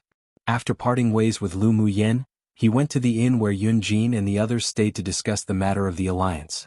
Except the bitterness in his heart only grew stronger. He clenched his fists tightly. When facing Lu Muyen, who was becoming more and more outstanding, he began to feel pressured. Regardless, the most important thing right now was to improve his strength and take a trial place for himself. He was only qualified to have Lu Muyen if he was stronger than her. One idiom meaning to hit a person when they're down. 2 It's sarcastic, just in case people didn't catch up on that, but I think I made it clear XD. Yes, indeed it will simply be too beautiful to look at. 3 He means that when he cultivates and trains, he can imagine Xuanhuan as an opponent and imagine battling him to improve himself. So kind of virtual. Random note. Somewhat questionable thought at the end there, Qi Yixian, but typical you. Good luck with that XD. Erase the chapter, better late than never. Enjoy. Chapter 71. Lead Huaxiao by the nose. Lu Muyen took Huaxiao to the inn where the academy students stayed, found a vacant room, and set up a soundproof array. Then she took out a pot of spiritual tea and poured a cup for Lu Mu Bai and Huaxiao each. After passing the teacup to Huaxiao, she asked him, "What's your name?" Huaxiao. Huaxiao stared at the golden, rich, and fragrant spiritual tea, held it to the tip of his nose and sniffed with an intoxicated expression, taking a sip as if it simply wasn't enough. Great tea. The corner of Lu Muyen's mouth couldn't help but twitch upon seeing Huaxiao look as if he had never seen anything good in his entire life. Didn't they say smithing and alchemy were extremely wealthy professions? How could this person look as if he had never seen this world before? How old are you? 36. Huaxiao sipped the spiritual tea in small mouthfuls while answering the boring questions posed by the woman opposite. Lu Muyen looked at him from head to toe. His hair was loose and untamed, covering most of his face, was dressed in sloppy clothes, and there was even some dirt on this man's body. With such a rough appearance, he didn't look like he had the vitality a 30-something-year-old man should have. Hua Xiao also noticed the woman's look of disapproval, looked down at his clothes, then laughed dryly. I was refining a spirit treasure, and when I came out of my workshop, I ran straight to the market to set up a stall, so I didn't fix myself. Lu Muyen nodded and continued to ask, "You're a grade 3 smith, right? How do you know?" Hua Xiao, who was drinking tea, raised his head suddenly and looked at Lu Muyen in surprise and confusion. He only broke through to a grade 3 smith last month. No one else knew about this, so how did this woman discover it? Of course it's because I could see it. Lu Muyen smiled beautifully, and inadvertently revealed a confident look. Hua Xiao looked at the confident and lively woman opposite and furrowed his brows. Impossible. The level of a smith couldn't be seen like someone's cultivation base. I don't believe it. Is there a very faint black line on your left middle finger? Lu Muyen asked instead of answering. Hua Xiao immediately stretched out his left hand. Upon closer inspection, he discovered that there was indeed a black line connecting his palm to the middle finger of his hand, extending towards the first joint line. Shocked, he looked up at Lu Muyen and asked, "I'm poisoned?" Lu Muyen rolled her eyes at him and said with disapproval, "It's truly terrifying to be uncultured. As a smith, don't you know what fire poison is? Although smiths and alchemists both often come into contact with fire, but because the spiritual herbs that alchemists refine naturally offset the toxins in the fire, so one wouldn't easily become poisoned by fire poison. Even if there was fire poison left in the body, it could be cured by a pill. Meanwhile, smiths were frequently required to refine some spars 1 or demonic beast skins, and fire is often used during the refining process. So the elemental energy flame would absorb the residual poison of those materials, which will eventually become fire poison deposited in the body. If one left it for a long time, it would bring hidden dangers to the body, and even cause death by poisoning. Hua Xiao wasn't a stupid person either. After hearing Lu Muyen's words, he asked, "You're saying that this black line is produced by the fire poison that's deposited in my body from refining magic tools? You judge that I'm a grade 3 smith based on this?" "Yep, it seems you aren't that stupid." Lu Muyen chuckled. If the fire poison accumulated in a grade 2 alchemist isn't removed, then a faint black line would slowly appear on the left middle finger. After advancing to a grade 3 smith, if the fire poison isn't removed, then the black like would extend to the first joint line of the middle finger. "What about those above grade 3? Hua Xiao asked hurriedly. "The faint black line would darken in color for those above grade 3 and slowly extend upward. After reaching a grade 4 smith, if the fire poison still hasn't been removed, then the black line will extend directly to the nail. Come and read on our website wuxialover site." Thanks. Lu Muyen picked up the teacup and sipped it softly. Then she raised her eyes and smiled indicatively, saying, "If the black line extends to the position of the nail, it also means that the person's life is coming to an end." Hua Xiao's face stiffened. He had heard about fire poison being harmful, but he didn't expect that it was this dangerous. He could judge that the woman sitting opposite wasn't exaggerating to scare him, but how did she know? He leaned forward a little and the faint fragrance of medicine on the opposite person's body penetrated his nose. He looked at Lu Muyen with a smile in his eyes and asked, "You're a physician or alchemist? Does it have anything to do with you whether I am or not?" Lu Muyen covered her nose and backed into her chair, then said with furrowed brows, "Stay away from me, the sour smell on your body is really too much." Hua Xiao stretched his sleeves to his nose, smelled it, and there was indeed an unpleasant sour smell. He smiled awkwardly. "I was leaving in a hurry and didn't get time to wash up. I'll go wash up tonight." "You really should wash yourself well." Lu Muyen displayed some approval in her eyes. Lu Muyen didn't want to talk about being an alchemist, so Hua Xiao didn't ask any more. He sat upright, took a few more sips of tea and continued speaking after falling silent for a while. "Let's talk about the corpse of the flame unicorn beast." "Sure. Do you want a whole flame unicorn beast?" Lu Muyen asked, raising the corner of her lips. "Of course I do." Hua Xiao nodded. The flame unicorn beast was the best refining material he had ever seen in his life, and it perfectly fitted the main material he had desperately imagined for a long time, to use to refine a spirit treasure with. "Then show some sincerity. What would you give in exchange?" Lu Muyen stroked the rim of the cup, her voice a little sharp. Hua Xiao gritted his teeth and moved all the valuables he had from his interspatial ring to the tabletop, then said, "These are all the good things I have with me. You can pick whatever you want yourself. Lu Muyen glanced at the things on the table, most of which were spar materials for smithing, and spirit tools, spirit treasures. I've got no interest in these things on the table. A look of disappointment flashed across Wuxiao's eyes. Although smithing was a very profitable profession, but it also consumed a vast amount of money. In order to advance to a grade 3 smith, most of his savings were spent on buying materials for refining to break through, so he really couldn't take out anything good to trade. But he eagerly wanted the corpse of the flame unicorn beast, so he said, "Tell me, what should I do so that you'd give me the entire flame unicorn beast corpse?" "Oh yeah, how about I'll provide all the spirit treasures you want in the future, but the rare and hard-to-find materials need to be provided by you," Wuxiao added. He believed that no one could reject such a promise from a grade 3 smith. Lu Muyen raised her eyebrow and sneered, "The spirit treasures you refine for me aren't even worthy to enter my eyes." When she was in the spirit world, she knew how to refine tools herself, and her level was far higher than that of Wuxiao's, so how could she think highly of the things Wuxiao refined? It just wasn't on the same level. Of course, a grade 3 smith like Wuxiao was of little use to her, but was extremely useful to the Lu clan, otherwise she wouldn't set up this trap for Wuxiao to jump in willingly. Wuxiao's confident smile immediately cracked and slight anger rose in his eyes. He slammed the table and shouted, "What? You look down on the spirit treasures I refine? Do you know what kind of existence a grade 3 smith is?" "What kind of existence?" Lu Muyen asked with folded arms and a smile of interest. "In the entire eastern region, the highest level of smithing is only grade 4, and there'll be no more than 4 people. Although there are a little more grade 3 smiths, but there won't be more than 20.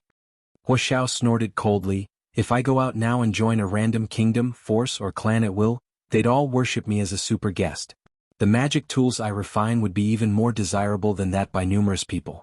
You tell me what kind of existence a grade 3 smith is?" Lu Muyen lowered her head and chuckled, then picked up a shield made by Wuxiao on the table and said nonchalantly, "So what about a grade 3 smith? There are still very big flaws in the spirit treasures you've refined." 1 Changed crystals to spar. Chapter 72.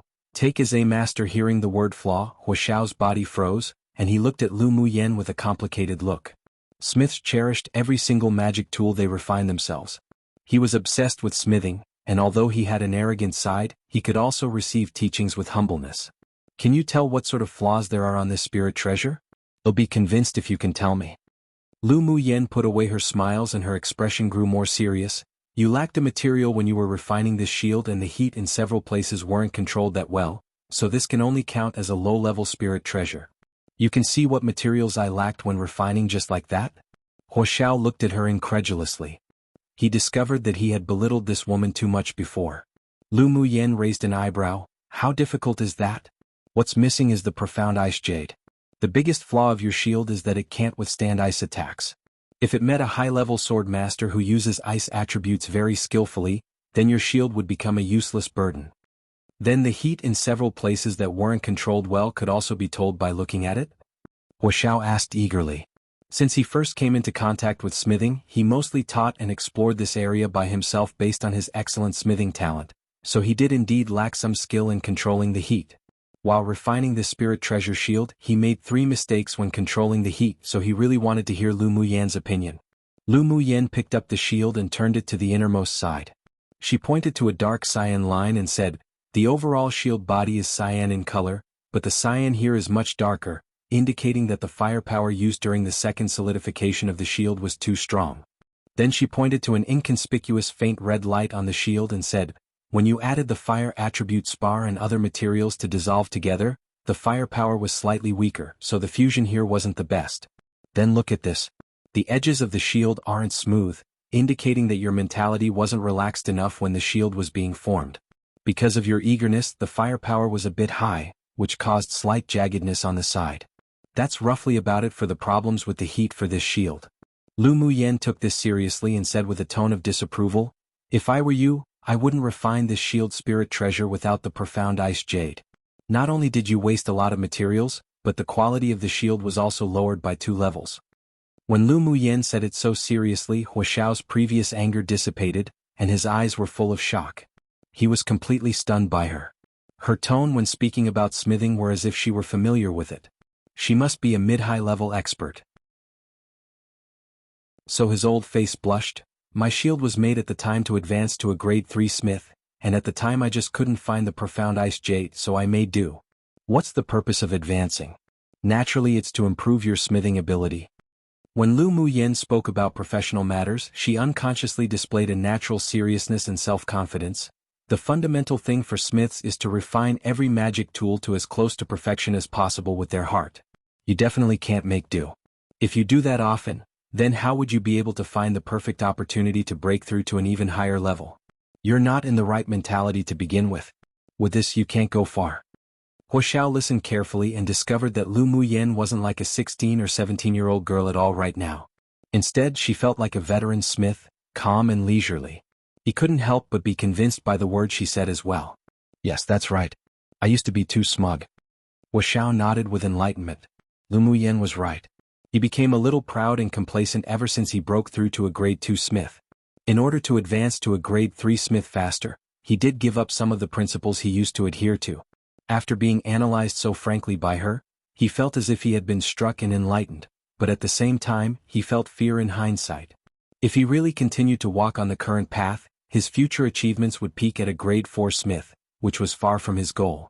Thank you, young Miss Lu, for your advice. I've noted this favor. If Huoxiao thought that Lu Muyen was young and frivolous before and belittled her, then he was sincerely grateful now. Lu Muyen was very satisfied with Huoxiao's change. This person could still be taught, no need. Let's continue to talk about the trade now. Wait, can I ask young Miss Lu a question first? Huoxiao's expression displayed a somewhat indescribable and complicated look. Come and read on our website wuxialover site. Thanks. Lu Muyen smiled yet not quite smiled at him and said, Ask. Is young Miss Lu a smith? I'm not quite a smith right now. She had never refined any magic tools ever since coming here, so technically she still wasn't considered a smith. Huoxiao looked at Lu Muyen dumbfounded. Not a smith? As if that could be true. Then you understand smithing? Lu Muyen rolled her eyes at him. Nonsense. If I don't understand smithing, then how could I point out the flaws in your shield? Can you ask some deeper questions? Huoxiao pursed his lips inwardly. The questions you asked me before didn't have much depth. Huoxiao suddenly stood up and bowed to Lu Muyen, with a serious expression on his face and firmness in his eyes.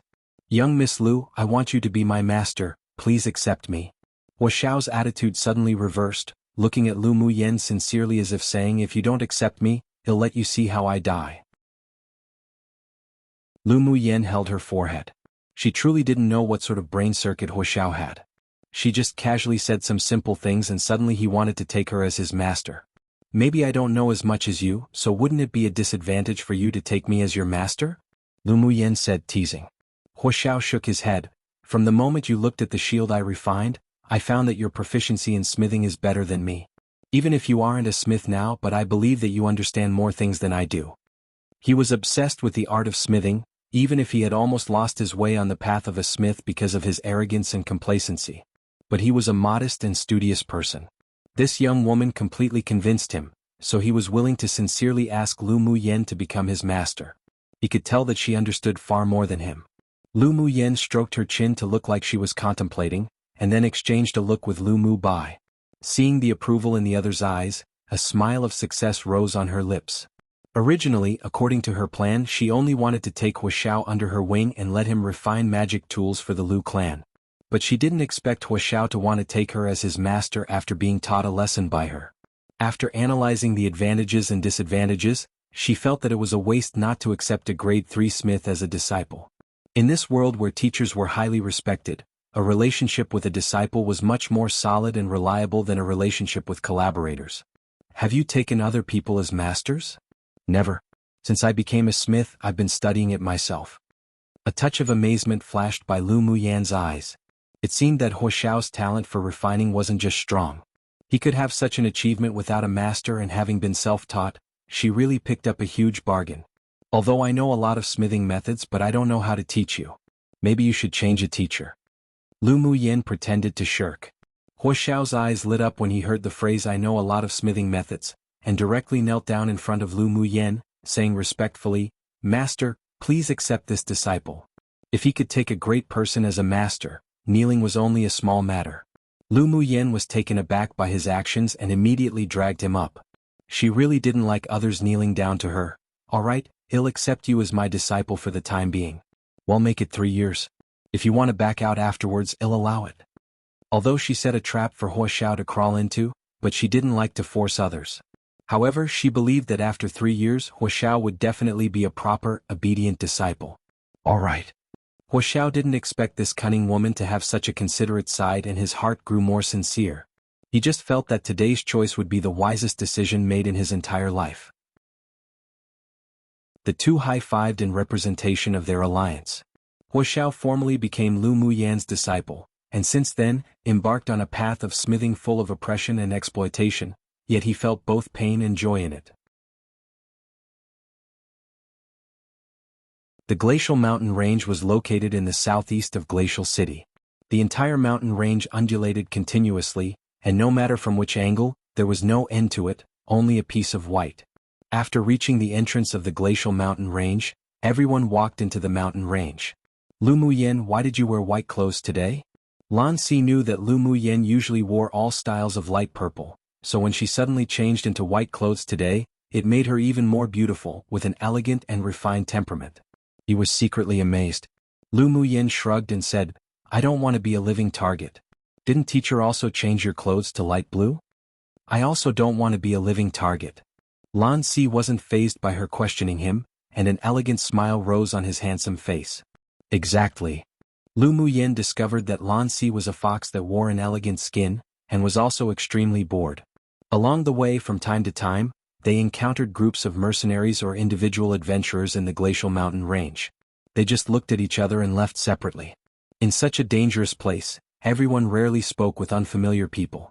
After walking for around more than 2 hours, they completely entered the periphery of the Glacial Mountain Range. The Glacial Mountain Range was the same as the other treacherous zones. They're divided into the periphery, outer ring, the border between the outer ring and the inner ring and the center ring. With your cultivation base, you can only move in the border between the outer ring and inner ring.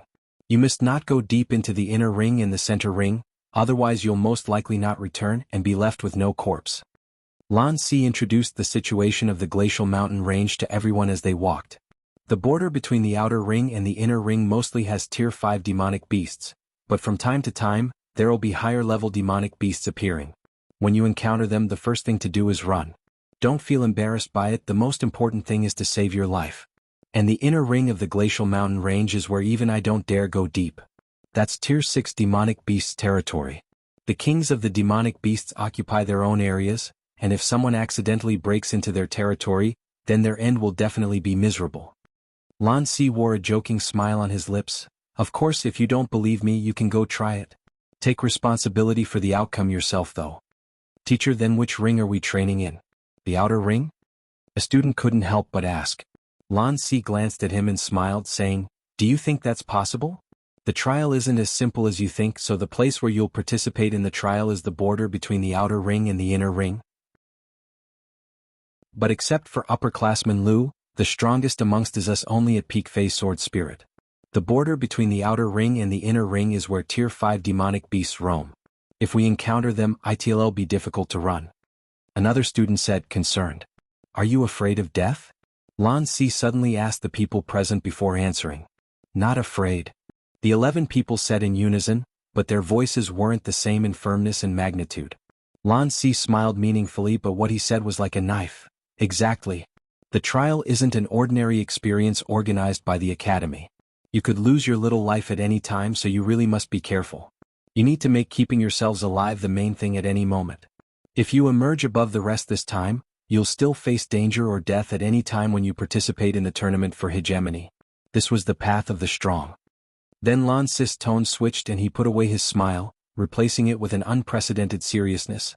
Of course, if some of you are afraid of encountering danger, the fact that you die anywhere without even a burial, then you can still withdraw now.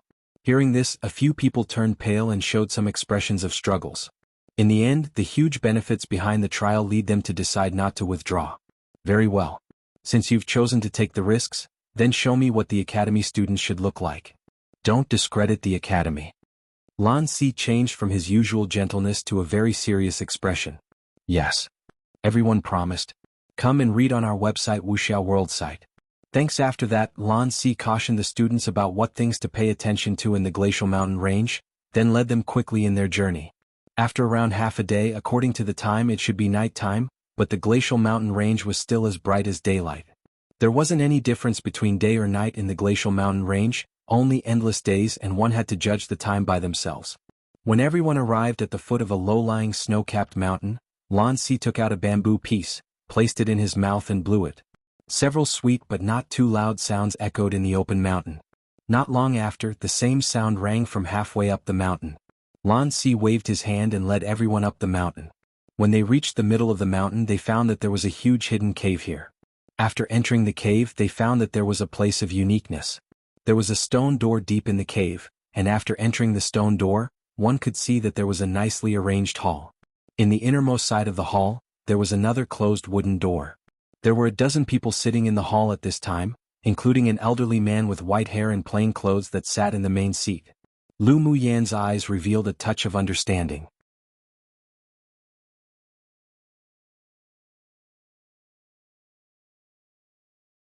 But except for upperclassman Lu, the strongest amongst us only at peak phase sword spirit. The border between the outer ring and the inner ring is where tier 5 demonic beasts roam. If we encounter them, it'll be difficult to run. Another student said, concerned. Are you afraid of death? Lan Si suddenly asked the people present before answering.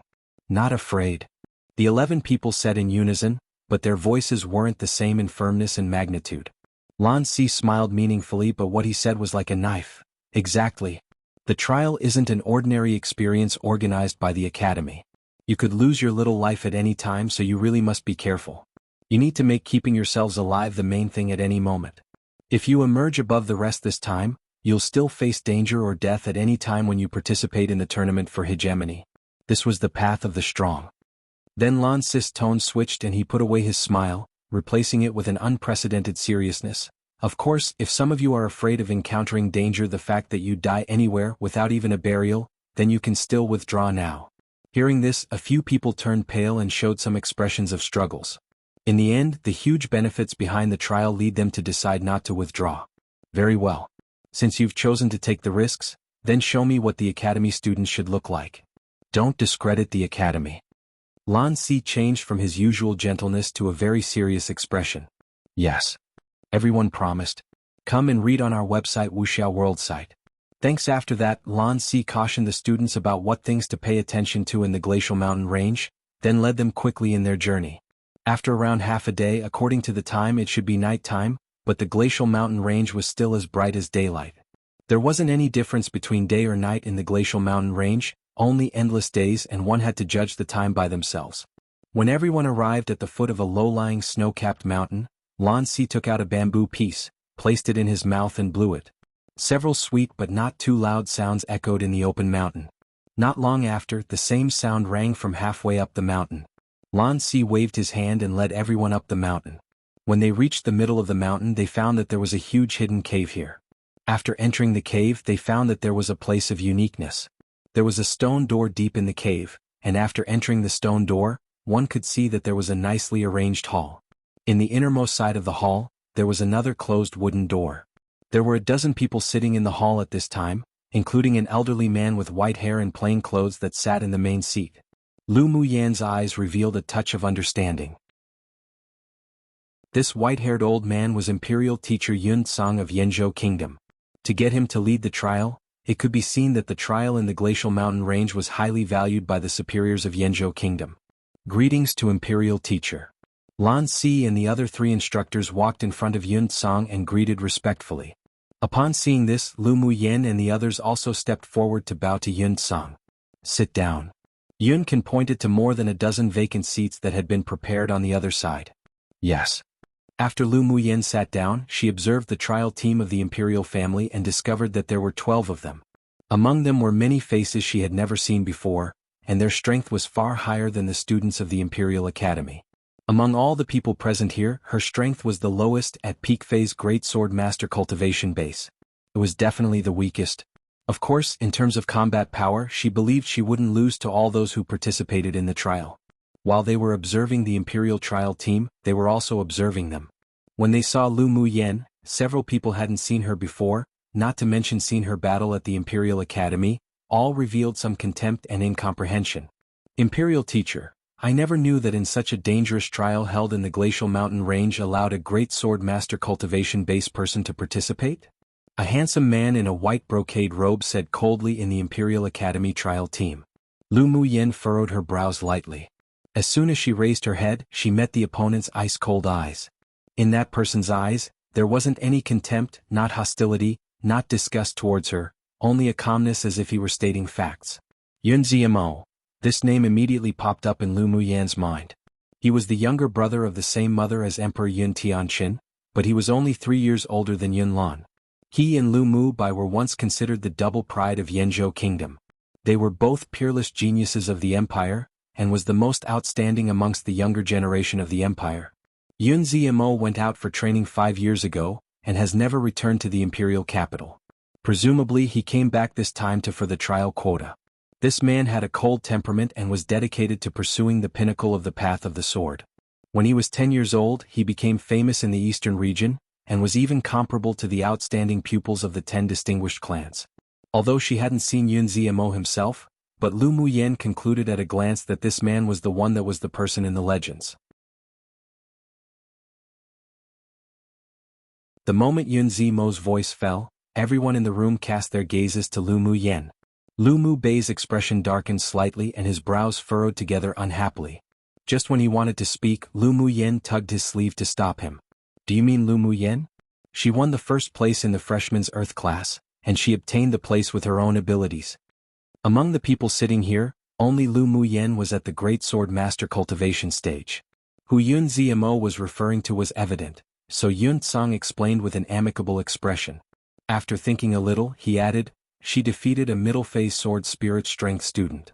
Yun Ziamo raised his eyes and glanced at Lu Muyen coldly, nodded to Yun Tsang and stopped talking. Yun Tsang knew what sort of temperament Yun Ziamo had, but he also didn't want Lu Muyen to misunderstand him. The imperial family still wanted to exchange the marrow-cleansing pill from Lu Muyen for Yun Ziamo to use in preparation for the continental tournament for hegemony. He couldn't let any misunderstandings form between the two. Lu girl, Ziamo is your captain for the selection trial this time, so he also asked this out of consideration for safety reasons. Don't think too much into it. Yun Zhang looked at Lu Muyen with an amicable smile. Lu Muyen sneered, just say that you're afraid he'll be holding everyone back, why make it sound so pompous? There was a smile yet not quite a smile on her lips. Although she knew Yun Ziamo didn't deliberately target herself, but this sort of roundabout way of saying she would hold everyone back still made her unhappy. Who knew who's be the one to hold others back? Her words that left no face made the expressions of many people change. Yun Ziamo was the #1 cultivator among the younger generation in the empire, and he had an extremely cold temperament. Almost no one dared to provoke him, not to mention choke him like this. They didn't know whether it was because Lu Muyen had nothing to fear as she had a strong backing, or because she didn't know any better. Being young sure made one courageous. I sure do not like to hear such words you've said, young Miss Lu. My young royal uncle is also thinking for everyone's safety. He only spoke the truth. Why are you this angry? A yellow-clothed woman who sat beside Yun Xen revealed a look of displeasure when looking at Lu Muyen. Her meaning was very clear. You were either one to hold us back. What my royal uncle said was right, so now you're only angry because you feel guilty. They were all elites amongst the younger generation. In order to participate in the trial competition, they had all been in closed-door cultivation until now, so they didn't watch the grand competition. In her eyes, Lu Muyen was still the well-known trash of the empire. It must been mostly luck to be able to defeat a sword spirit student. Spoke the truth. With which eye of yours did you see that he'll be dragging you guys down? Or maybe your younger royal uncle has the ability to predict the future. If you just pulled a guess out from thin air, then please keep your mouth shut. Lu Muyen sneered, he'll keep my own life safe during the trial, so I won't need you elites of the empire to be concerned about it. Although Lan Si had warned them that if they caused trouble for themselves, which end up taking their own lives, then they must take responsibility for that themselves. She knew that to be the truth, but the superiors of Yanzhou Kingdom wouldn't, as much as possible, let those that participated in the trial to die. And Yun Ziamo, expectedly, should be one of the people from the 2 teams they would have secretly ordered to take care of in the trial. Her choosing to participate in the trial meant that she naturally had certainty of success. At the very least, she wouldn't be worse off than anyone in this room in terms of having life-saving skills. She didn't need anyone to protect her. Facing Yun Zimao's doubts, Lu Muyen actually wasn't that angry. She felt that Yunzimo didn't have malicious intent towards her, and instead, it was the other members of the Imperial team that looked down on her greatly. Except, after coming to this world, she had already grown accustomed to these strange eyes she occasionally received. The reason why she deliberately created conflict and counterattacked was so that she could more conveniently facilitate the implementation of her plan. She came to the glacial mountain range not only to participate in the trial, but also because she had a very important thing to do, that is, to find the deep orchid and refine the foundation establishment pill. When that time came, it was naturally impossible to act with these people. That's what you said, don't regret it when the time comes. Yungu smiled with ridicule and looked down upon Lu Muyen with extreme disdain. Yungu, shut up. Yunlan furrowed his brows and berated roughly, suddenly feeling a sense of disgust towards this younger sister of a different mother. Come and read on our website wuxialover site. Thanks. Yungu didn't expect that his royal brother would scold her for Lu Muyan's sake, revealed an unconvinced expression, but didn't say anything again. Lu Muyen can go and seek death as long as it didn't implicate them. It wasn't like she would help her anyways. In the Imperial team, all but Yunlan cast looks of hostility towards Lu Muyen. Yunzimo was their legend, was their object of worship, and they couldn't tolerate Lu Muyen belittling and slandering him so. Yunzimo remained sitting coldly and expressionlessly, providing no indication of anything. He didn't mean to look down on Lu Muyen, not did he believe that she would hold them back. He simply routinely asked the members of the trial teams about their situation. The cultivation base that Lu Muyen displayed was only a great swordmaster. With such strength, it was extremely dangerous to do missions in the border between the outer ring and the inner ring. To be more precise, it was impossible to stay alive. He meant for it to be a reminder but ended up blundering. However, his temper was always cold, so he didn't intend to explain. This time he not only had to participate in the trial to compete for a place, but he also shouldered the responsibility of looking after other people as much as he could. He couldn't be willful, so no matter what Lu Muyen said, if she was really in danger, he would still take action. Yun Tsang took a deep look at Yungu and already had determined the result of her trial in his heart. Alright, I'm going to talk about the rules of the trial now. Yun Tsang understood not to mention what happened just now. It was useless to say any more, and he could only hope that Lu Muyen wouldn't hold a grudge against Yunzimo because of such a trivial matter. In the trial between your two teams, you would compete for the 6 quotas that allowed you to participate in the continental tournament for hegemony. And your trial this time was divided into 3 main segments. First, all of you will set off from here and head for the border between the outer ring and the inner rind of the glacial mountain range, during which no internal fighting is allowed. Second, after arriving you can freely form teams and complete 2 missions each. Those that don't complete them will be eliminated. And third, the remaining people could still form teams freely, and the 6 people who have completed the final mission will be the winners. The content of the missions will be told to you by this old man when arrive at the given locations on the outer and inner rings of the glacial mountain range. Yun Tsang glanced sharply at the 2 teams and said with a stern warning, "You are allowed to snatch any mission article from anyone in the trial, but you are never allowed to deliberately kill each other. Offenders will be killed without mercy." These trial rules were all set to adapt to the continental tournament for hegemony. Allowing them to form teams was so that the future 6 could adjust to and support each other when they enter the tournament for hegemony and compete with players from other countries. While allowing the trial members to compete with each other was so that they could understand the cruelty of the world and better train their resilience and mind. Yes. Everyone replied in unison. Don't be relying on luck. Even the periphery of the glacial mountain range is extremely dangerous. Everything you do should sit on the premise that you are kept alive. Don't force anything. Yun Clan panned the room and emphasized the issue of safety again. The people who sat here were all outstanding among the younger generation of Yanzhou Kingdom. He didn't wish anyone to fall after the trial, and even if it was unavoidable, he hoped to at least minimize the loss. Yes. Early tomorrow morning, the few instructors will lead you all to the border of the outer and inner ring of the glacial mountain range first. Yunzimo will be the captain of your first segment. You must follow his every command. Do you have any problems with that? Yun Tsang's look relaxed somewhat as he asked. No. Then dismissed. Go have a good rest. Yes, Imperial teacher. Early the next morning, Lu Muyen and the others left the cave dwelling and hurried towards the outskirts of the glacial mountain range. Along the way they saw a vast expanse of white surrounding them. The entire forest was dressed in white, and so quiet that there weren't even any sounds of birds. After half a day, the snowflakes gradually fell from the sky, and when it touched one's body or face, it was so cold that it made one shudder. It even hurt. Everyone use an elemental energy shield. Lan Si stopped in his steps, and a light green circle of light encased his entire body. The falling snowflakes slipped from the circle of light and could no longer get close to their bodies.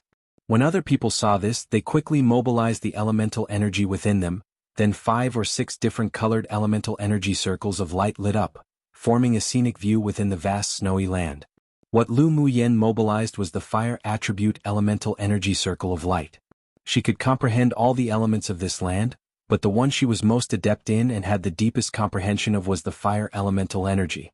Flakes of snow drifted down petal by petal, and before it could near her, the shield of light would melt it into droplets of water that fell to the floor. This scene also fell into the eyes of many attentive people. There were 3 instructors from the Imperial family that lead the team with Lan Si, with the main lead being a person named Yunji. He scrutinized the mountain not far away. This snow really came at the time wrong.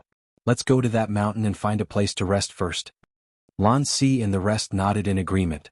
Snowflakes such as these that were corrosive shouldn't be allowed to make contact with the skin for long periods of time, otherwise one would be inflicted with the cold poison.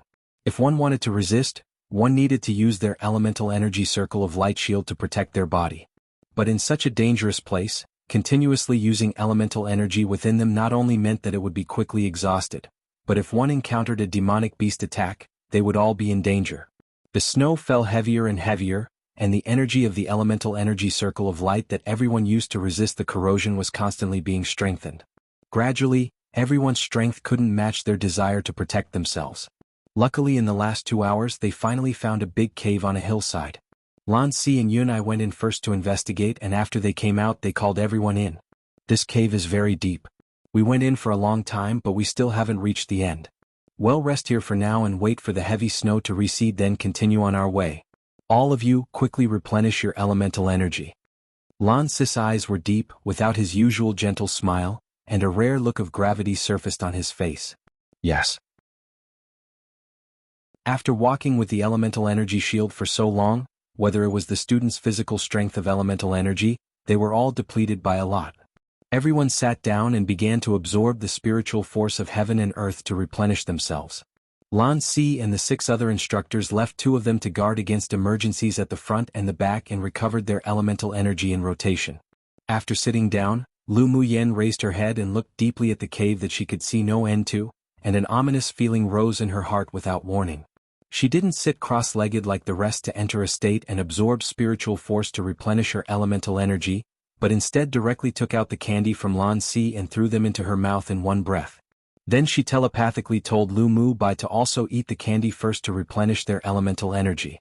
When the sweet scent of the candy pill spread, the others noticed the actions of the brother and sister. Lan Si couldn't help but twitch the corner of his lips. Did this brother and sister pair seriously take what he gave them as candy? The Imperial Academy students all knew what the candy was, and they looked at them with eyes that expressed "my flesh hurt one, what prodigals." Forget about Lu Mu Yen, the prodigal girl, acting crazy. Why was Lu Mu Bai also following in the nonsense? These things should naturally be used during a critical time. It was just a waste to eat it now. Of course, in a while they wouldn't think this way and they would all regret how they didn't imitate the brother and sister pair. The members of the Imperial family also noticed the actions of the brother and sister pair. Although they didn't understand, they didn't think about it so as not to be distracted, and soon entered the cultivation recovery mode. After Lu Mu Yen finished eating the candy, the elemental energy in her body was quickly replenished. There wasn't any need to recover using meditation, so she stood up and walked to the edge of the cave, grabbed a handful of dirt and smelled it. Come and read on our website wuxialover site. Thanks. This behavior made Lan Si very curious.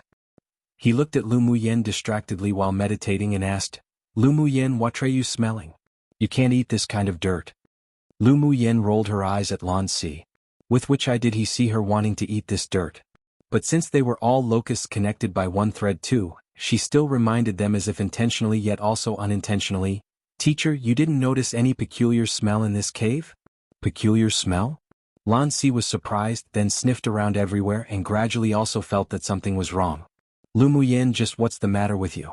Not only did you not take a good rest and instead wasted all the candy used to replenish elemental energy that Teacher Lan gave, but you also go and sniff some dirt? Where's the peculiar smell in here? I think you're just bored and looking for trouble. You don't need to rest, but don't affect other people recovering their elemental energy. Hu Fei, also an instructor from the Imperial Academy, looked at Lu Muyen unhappily. There was nothing but provocation in his words. The moment his voice fell, a few students that were meditating and recovering opened their eyes and looked at Lu Muyen in disgust. They really questioned just how this trash was chosen to participate in the trial. They really wanted to throw her out, but considering Lu Mu Bei's face, they were barely able to resist cursing at her. Am I affecting others? All I was doing was smelling some dirt. What did it have to do with you? Instead, instructor must be deliberately trying to affect the Imperial team's recovery by reprimanding so loudly. Lu Muyen leaned against the wall of the cave, raised an eyebrow and continued, after all, if we met danger, our students all have the candy that Teacher Lan distributed before to replenish our elemental energy, while the members of the Imperial family, she only spoke half the sentence, but her meaning was evident. You can incite disharmony, this old mother three of yours can too. Lu Muyen sneered in her heart. She could now dare conclude that this man surnamed who was just purely against her. The hostility was just too obvious. Hu Fei didn't expect Lu Muyen to counterattack him, and his face was black with anger. Then he finally raised his hand and pointed at Lu Muyen, saying, "So this is your attitude towards a teacher?" Lu Muyen looked at his outstretched finger coldly. She hated others pointing at her the most. The corners of her lips rose into a careless and casual smile that carried with it a sense of ridicule. Is there any problem with my attitude towards a teacher? A teacher worthy of my respect, I naturally will respect. As for those like teacher who have bad intentions, forgive me for I don't dare to praise. Even if I'm the Imperial Academy student, I really can't stand it anymore. After all, right now we still have to participate in the first round of the examination with the members of the Imperial family, no? Hu Fei really didn't expect Lu Muyen to argue so tediously and vexatiously. Seeing that one of the instructors from the Imperial family cast a suspicious and unhappy gaze on him, he almost collapsed from being angered.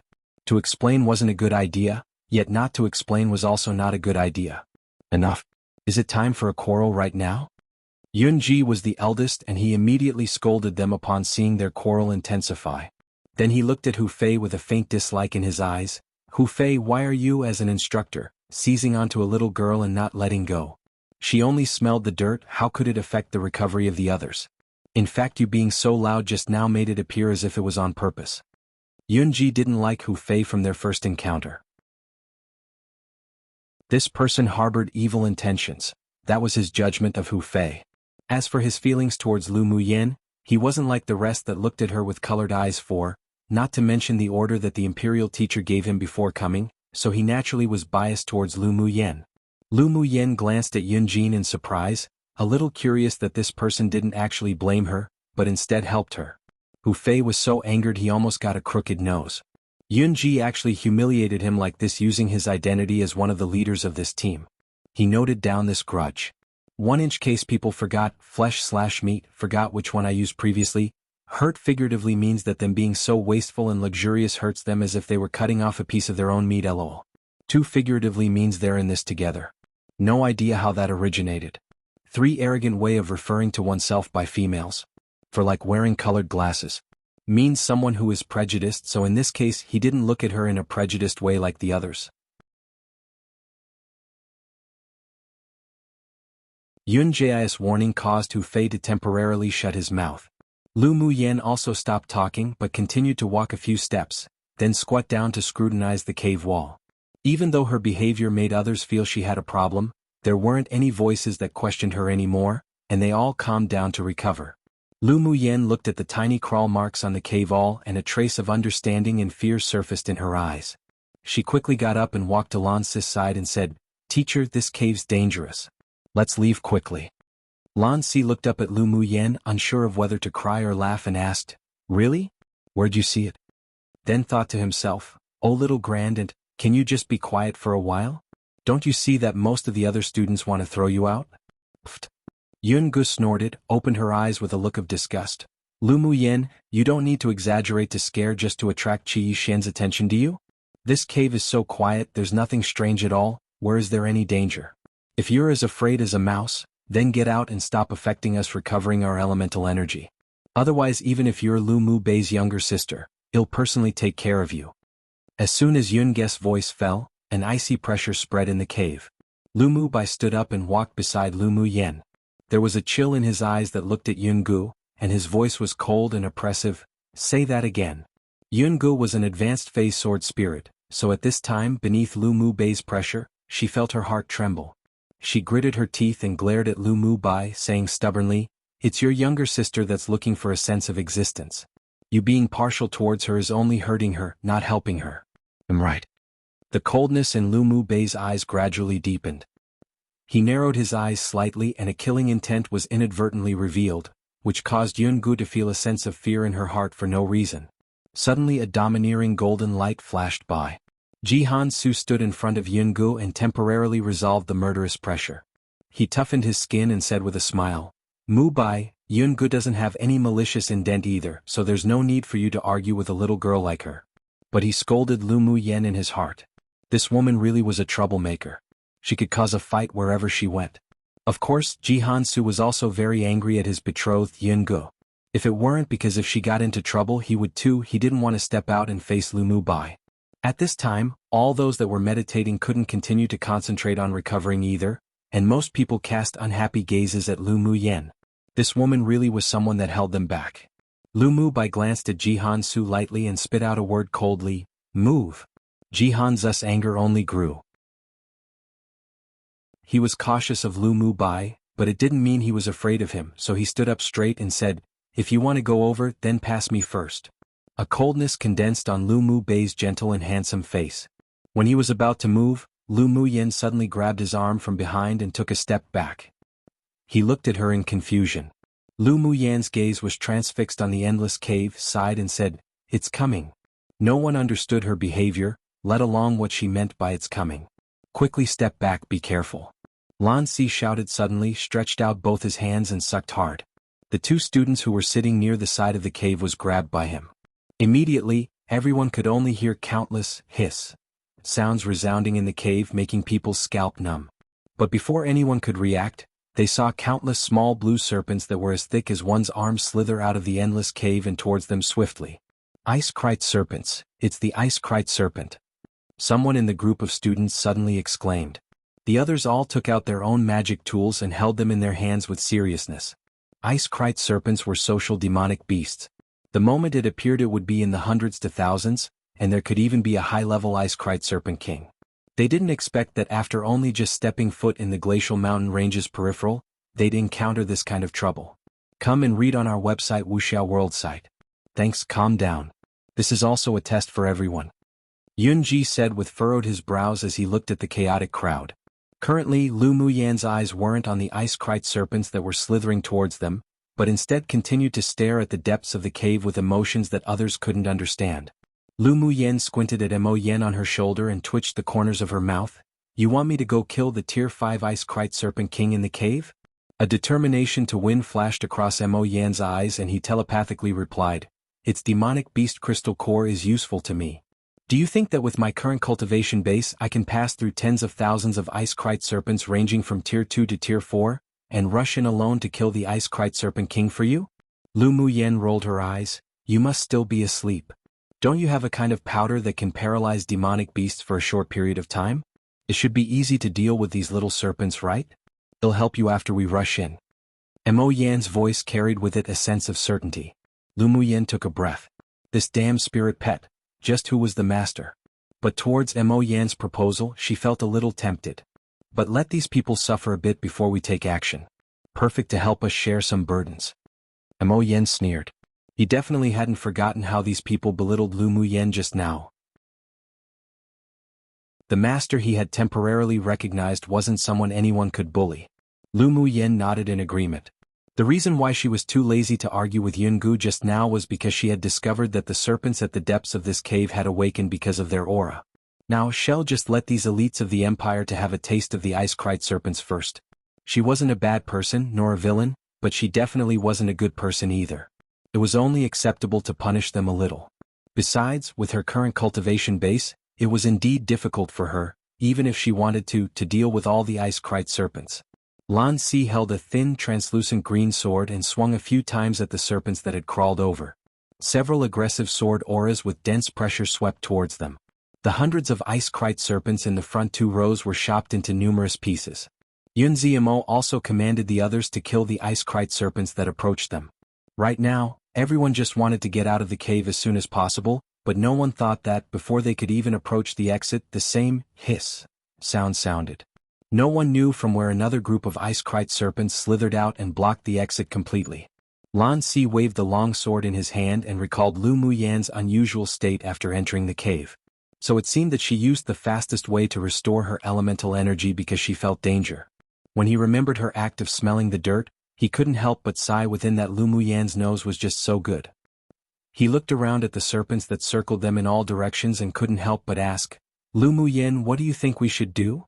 Do cold food with dressing 1. So now they knew to ask her for her opinion. What about when she asked them to leave the cave as soon as possible? Didn't one by one they told her to get out? Lan Si was speechless for a moment. Lu Muyan's temperament really was rather strong, but he could understand it.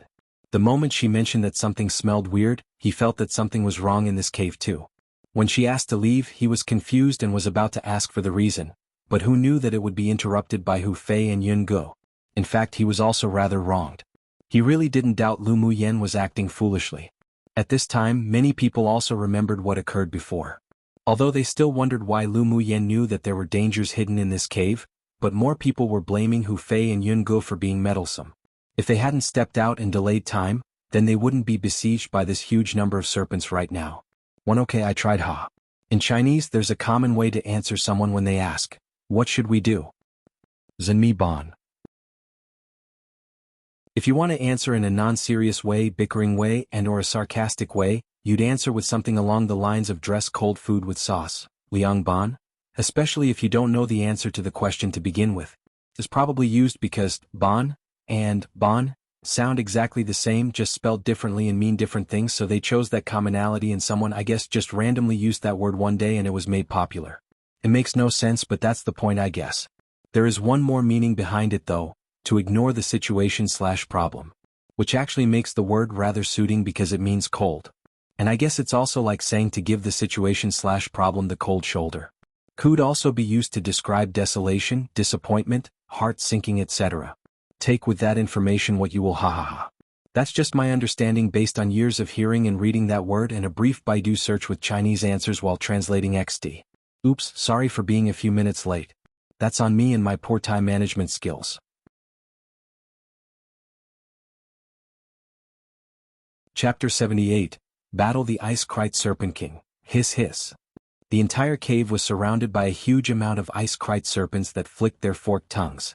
Lu Muyan took out the golden long whip and whipped the serpents that closed in on her from time to time. She used her silk missteps to maneuver around and secretly stuffed small paper bags with powdered drugs to Lu Mu Bai, Yun Lan and the rest. In a moment, scatter the powder on the surrounding snakes. They'll temporarily lose their ability to move and they'll be frozen.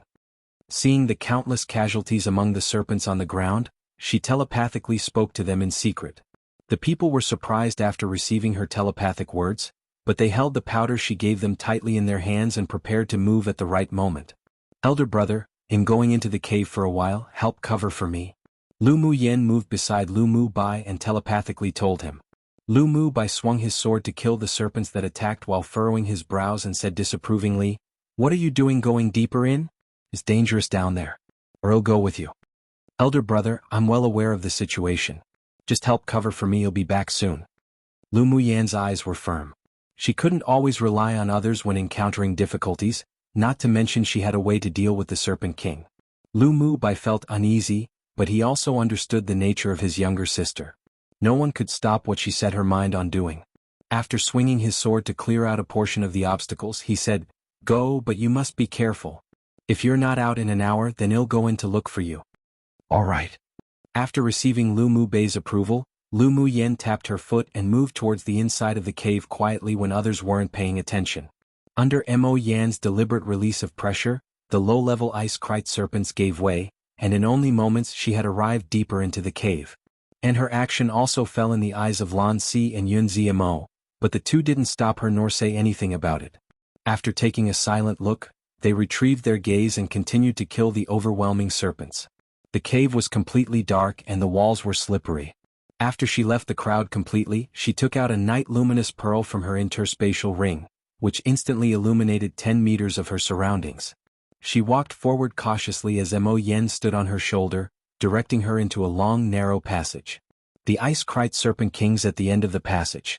I don't know what secret skill it used to cover up the fluctuations of a demonic beast and its aura, but that's why the rest of you didn't discover the serpent nest and its existence. In a bit, I'll mobilize my innate talent and use the king-class demonic beast's pressure to temporarily trap it. You take the opportunity to kill it. Mo Yen moved his deep back eyes, and his tone carried with it an inherent domineering attitude and self-confidence. Lu Mu Yen halted.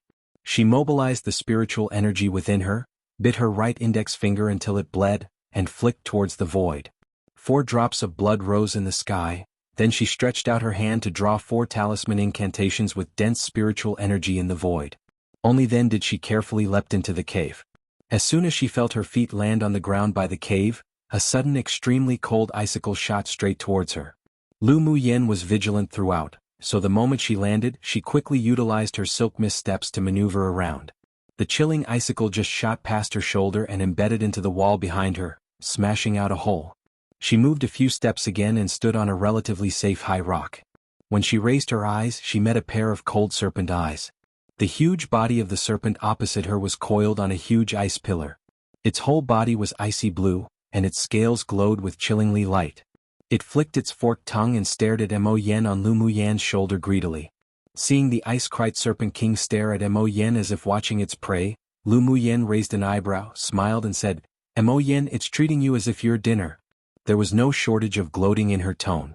Come and read on our website wuxialover site.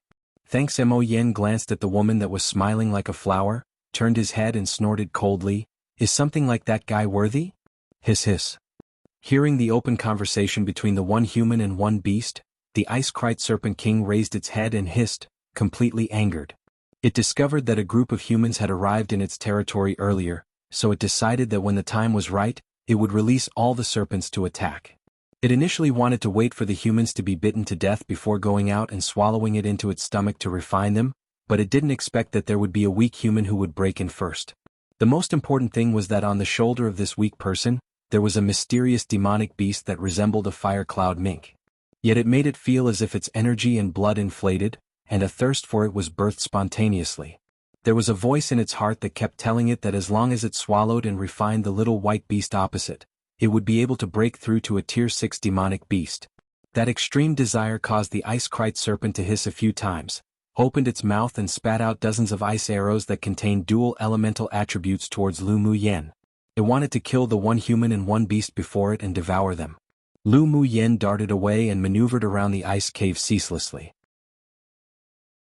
Because of the difference in their cultivation levels, not to mention the ice-krite serpent king owned the dual attributes of ice and water, she could only put in all her effort to barely avoid the ice arrows that constantly shot towards her and prevent herself from being injured. Mo Yen leapt off Lu Mu Yan's shoulder. His body suddenly enlarged from the size of a palm to at least more than a meter long before stopping. He roared violently towards the ice-krite serpent. Roar! A deafening roar echoed in the huge ice cave. Mo Yen integrated a kind of soul attack type innate talent into the roar. The pressure that belonged to a king-class demonic beast stacked on top of each other, and like the explosion of a mountain torrent, rolled towards the ice-krite serpent king. Lu Mu Yen also avoided the last ice arrow at that moment. She muttered a few sentences, waved her hand casually, and 4 void talismans that carried spiritual energy rose into the air, taking the opportunity to surround the ice-krite serpent while it was stunned by Mo Yan's roar. Hiss hiss. The pressure caused the ice-krite serpent to shudder from the bottom of his heart. Its demonic soul within its xianhu trembled slightly and it raised its head in pain as it hissed a few times. Although Mo Yen was able to use his innate talent, but because his cultivation base was only at the strength of a tier 3 demonic beast, the same level as Lu Mu Yen, so the period of time that he was able to utilize his innate talent was relatively short. There was only one chance. When the pressure that wound around its xianhu and demonic soul gradually dissipated, the ice-krite serpent king was completely angered with some fear. A trace of scarlet rose in its ice-cold serpent eyes. Seeing that the demonic beast that was at least 1 meter long on the ground had returned to the size of a palm, the serpent king felt disdain towards it. So what if it was a king-class demonic beast? Now the opponent's strength wasn't even comparable to itself from a middle-class demonic clan. The greedy color and fierce light in its eyes grew thicker. It definitely must swallow its opponent and refine its demonic core. Maybe it wouldn't only advance to a tier 6 demonic beast, it could also be able to reach tier 7 or tier 8. Just thinking about it dilated its pores in excitement, extremely transparent. Lu Muyen sneered. The Serpent King opposite her would have to pay the price for underestimating her right now. She created 16 Taoist seals in the air and inserted them into the 4 void talismans one by one. 4 symbols, 1 killing array condense. Lu Muyen exclaimed lightly. The 6 Taoist seals echoed in collaboration with each other, and with the 4 void talismans. They connected to form a long, transparent ribbon talisman incantation which perfectly wrapped around the thick body of the Ice-Krite Serpent King. The Ice-Krite Serpent King felt an external force restrain its body.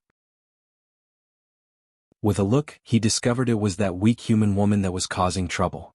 It moved its head a little and didn't place much importance to her, then opened its ferocious mouth and bit towards Mo Yen on the ground. Lu Muyen curled the corners of her lips and spit out a word coldly, explode. One of the 4 symbols refers to the 4 guardian beasts or 4 gods or 4 auspicious beasts, aka Black Tortoise of the North, Azure Dragon of the East, Vermilion Bird of the South and White Tiger of the West.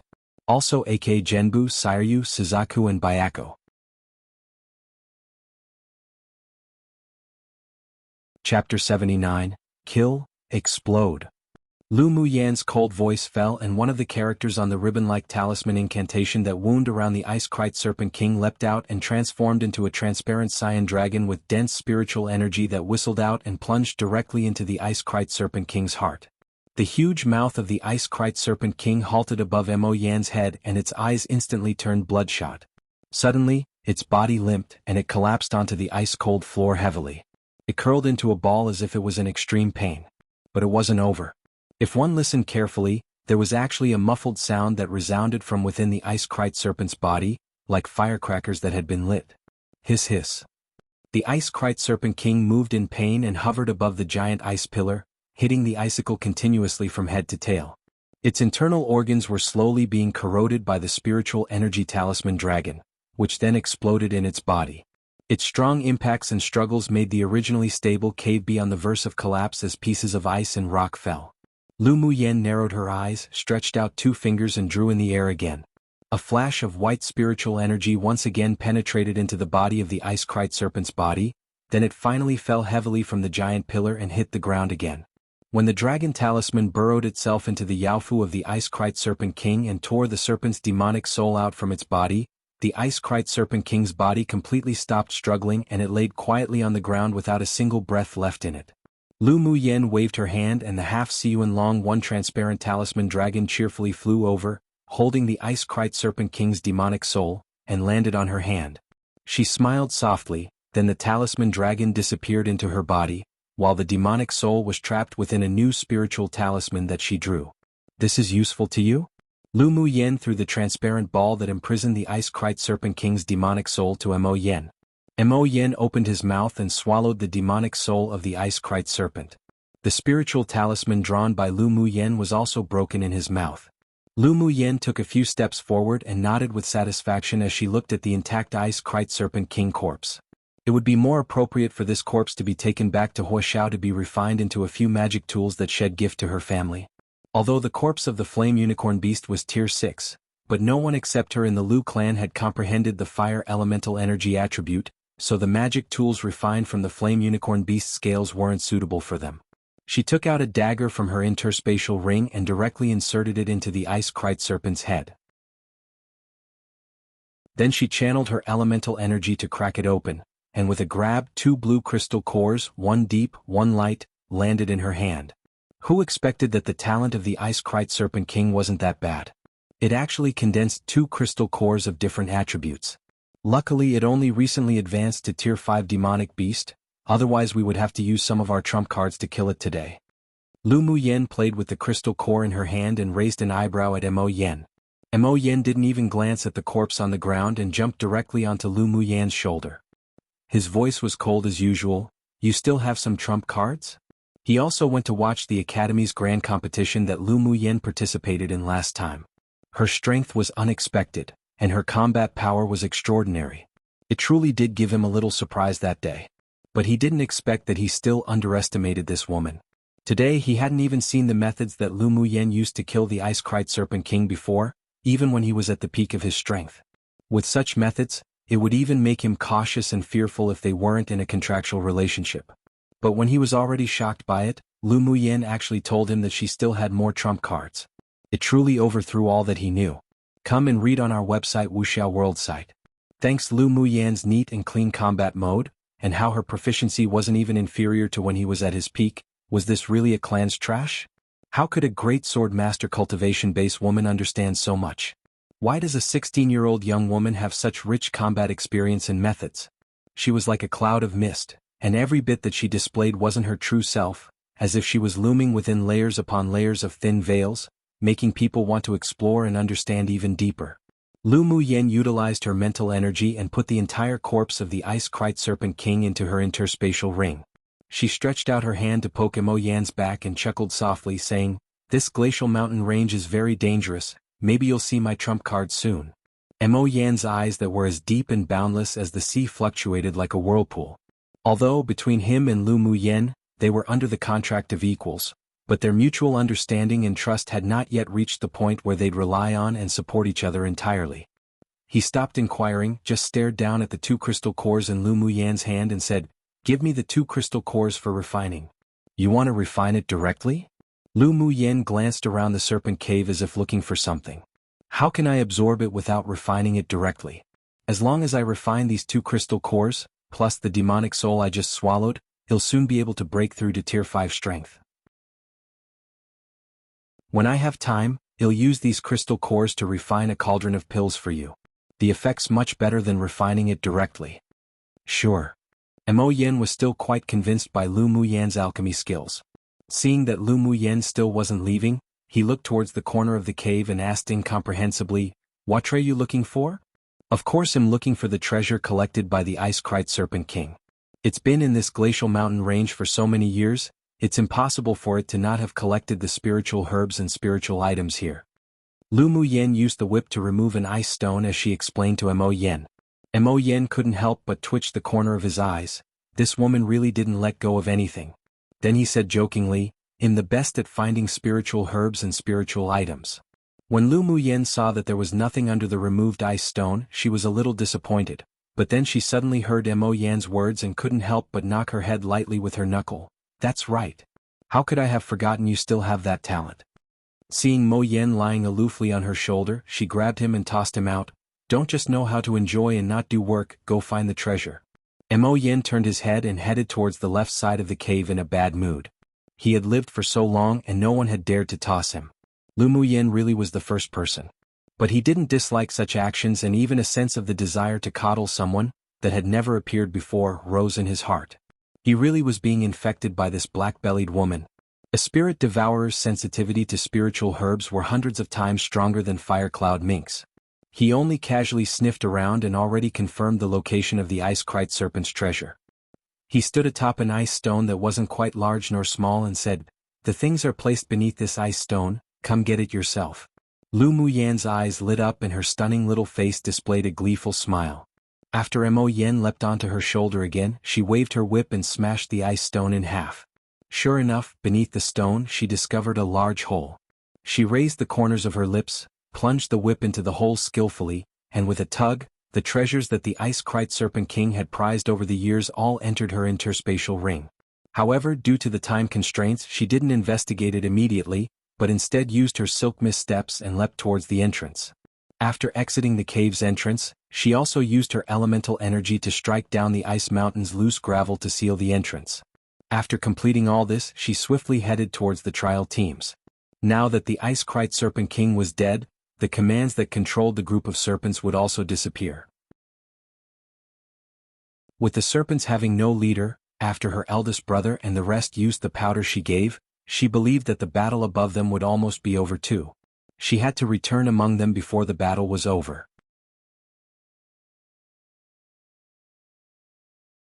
Chapter 80. Attitude Change. Lu Muyen used silk mist steps at its fastest and arrived in the cave where everyone had rested before. The battle wasn't over yet, and at this time, piles of Ice-Krite Serpent corpses were everywhere. The students were practically exhausted as they dealt with the last wave of small serpents. She quickly moved to Lu Mu Bei's side when the others weren't paying attention and waved her whip to help him behead a wave of small serpents that surrounded him. Lu Mu Bei had taken the candy that was from Lan Si earlier with Lu Mu Yen, so he still had more than half of his elemental energy left, which meant, compared to the others, he had it much easier. Only after seeing his younger sister return safely did his hovering heart gradually fall back into place. Done? Lu Mu Bei asked Lu Mu Yen telepathically. Lu Mu Yen and Lu Mu Bei killed the last batch of ice-kite serpents back to back. Yep, it's done. The battles of the rest were also coming to an end. Several students had practically exhausted their elemental energy, and it was thanks to the help of Lan Si and the several teachers that they could survive the swarm of serpents. When the last ice-kite serpent was killed, whether it was the Empire Academy trial students or the Imperial family trial team, most of them were sitting on the ground panting and many were more or less injured too. Yunzimo walked straight to Lu Mu Yen with a touch of complexity in his eyes and asked, "You gave them those powdered drugs? So what if it's me?" Lu Mu Yen knew that Yunzimo and Lan Si had both noticed that she had left earlier, but she couldn't consider too much at the time. Though if Yunzimo mentioned it now, she inevitably would experience some trouble. Yunzimo's eyes darkened, fell silent, then faintly said, "Nothing." Then he turned directly around and walked not far away to sit and meditate to recover his elemental energy. A sliver of surprise slipped past Lu Mu Yan's heart. Yunzimo's brain wasn't ill, was it? But this was fine too. It saved her from having to explain to everyone. Lan Si looked at Yunzimo thoughtfully, then asked Lu Mu Yen, "Do you still have the powdered drug?" Hearing Lan Si's question, everyone in their cave cast their gazes towards Lu Mu Yen, and many people held complex emotions in their eyes. If it weren't for the powder that Lu Mu Bei and the others scattered that temporarily paralyzed those waves of Tier 3 and 4 ice-kite serpents, they could still be fighting bitterly right now, or there could have even been some casualties. The powdered drug's effect was truly strong. Putting the fact that it was useful against Tier 4 demonic beasts aside, it could even be used in group attacks. If everyone carried some on them, next time, even if they encountered a group of demonic beast attacks, they'd still have confidence in escaping. There are still some more. Lu Mu Yen didn't hesitate and took out a part of the powdered drug she had in her interspatial ring and gave it to Lan Si. Since knowing that she was coming to the glacial mountain range, she had equipped herself with a lot of sleeping powder that she refined. Now that Lan Si asked for it for the other students, she would still give him this face. What's more, in the first segment where everyone traveled together, they would experience both glory and loss as one. Lan Si nodded with a smile. "Thank you. I'll report to the principal to compensate you after returning to the Empire." "No need." Lu Mu Yen smiled indifferently. These powders weren't worth a lot of money, so they might as well be used to buy people's hearts. Lan Si raised his eyebrow and with a gentle smile again, "Young Miss Lu sure is generous. Then we won't be courteous." Lu Mu Yen rolled her eyes at him and cursed secretly, "Fox." Lan Si asked Ji Shen to redistribute the powdered drug that he obtained from Lu Mu Yen to everyone who participated in the trial. "Put these powdered drugs away well. There are a lot of demonic beast packs in the glacial mountain range. If you meet them again, this is also a means of saving your life." "Yes." After everyone answered, some of them even looked at Lu Mu Yen apologetically. Their previous attitude towards her was too arbitrary. Then Lan Si and the several instructors picked through the piles of ice-kite serpent corpses in the cave, dug out their crystal cores and gave everyone a share. Come and read on our website wuxialover site. Thanks. Only after taking a rest in the cave for the night, when everyone's physical strength and elemental energy returned to their peaks, did Lan Si and Yunji lead them on their way. Along the way, many people's attitudes towards Lu Mu Yen had changed a lot, and from time to time, some people would even strike up a conversation with her. "We've arrived at the periphery, let's take a break first. Once we enter here, we'll be in the world where Tier 4 demonic beasts roam. Their cultivation base is similar to yours, so be vigilant at all times." When they arrived at a place where green plants grew, fresh flowers intertwined, and a forest that grew vigorously, Lan Si ordered everyone to rest. Not all places in the glacial mountain range were ice mountains. There was only daylight here, but in some places where the sun shone all year round, all seasons were practically like spring. After resting for a while, they continued on their way. Except after only walking for not even 2 hours, they heard some fighting noises and the roaring of demonic beasts in the woods ahead. Lan Si made a stop gesture, exchanged a glance with Yunji, then handed the students over to the several other instructors, before the two leapt in that direction. Lu Mu Yen looked in that direction and telepathically spoke to Mo Yen, Did the people ahead meet demonic beasts? It wasn't far ahead, and if she spread her mental energy, then she could find out what was happening there, but there was a demonic sense that was super strong, where with one casual sweep, the demonic beast could know what was occurring 1,000 li away, so she naturally knew to put it to good use. A group of humans and a demonic beast pack encountered each other, but it was solved quickly. The strength of that group is much stronger than your group. Mo Yen laid on Lu Muyan's shoulder and replied lazily. Lu Muyan stroked her chin, and the corner of her lips rose into an arc. The group of people ahead should undoubtedly be the pupils of the 10 distinguished clans. Not long after, Lan Si sent a signal to continue ahead, so Ji Xian rushed over with everyone. After passing through the woods, one saw many tier 3 and 4 demonic beast corpses lying in the open ground. There were some people sitting separately on clean grass, and they appeared to be a small team. You guys come to rest as well for a bit. Lan Si pointed to a clean, open space to let the students of Yanzhou Kingdom rest, while he himself stood with 2 middle-aged men to chat, seeming to be acquaintances. Lu Muyan swept the 2 groups of people and a smile rose in her eyes, but she didn't take the initiative to step forward. When she walked to the place Lan Si designated, and just as she was about to sit, there was a sound of surprise that entered her ears. Muyan. When Xuanhuan sat in his place to rest, he had heard that the students who participated in the trial competition from Yanzhou Kingdom also came. He only thought to glance over casually, but didn't expect to see the beautiful, otherworldly, white-clothed woman in the crowd. Lu Muyan stopped in her steps, turned her head and smiled charmingly. Xuanhuan. The familiar greeting between the two surprised everyone in the woods, especially the few women who had been sitting in the clearing as they looked at Lu Muyan with dislike in their eyes. Yi Qingyan patted the young woman beside him, then they stood up and walked towards Lu Muyan. Muyan, long time no see. Yi Qingyan was still dressed in his dark patterned black robe with a rare smile on his handsome face. Lu Muyan nodded, her eyes dyed with a smile. Long time no see. Elder brother, is she the elder sister Muyan you spoke of? The sweet-looking and petite girl who stood beside Yi Qinghan asked with a smile. Yes, she's Lu Muyan. Yi Qinghan's voice carried a bit of pampering, then introduced to Lu Muyan. Muyan, this is my little sister, Yi Qinglu. Elder sister Muyan, you're so beautiful. Yi Qinglu blinked at Lu Muyan with a natural familiarity. She didn't know why, but just like this woman, that her elder brother spoke of constantly at first glance. Qinglu is also very beautiful. Lu Muyan nodded and smiled cordially. The friendliness of the girl opposite her didn't appear to be fake, so a sense of intimacy was also birthed unconsciously in Lu Muyan's heart. Perhaps this was simply fate.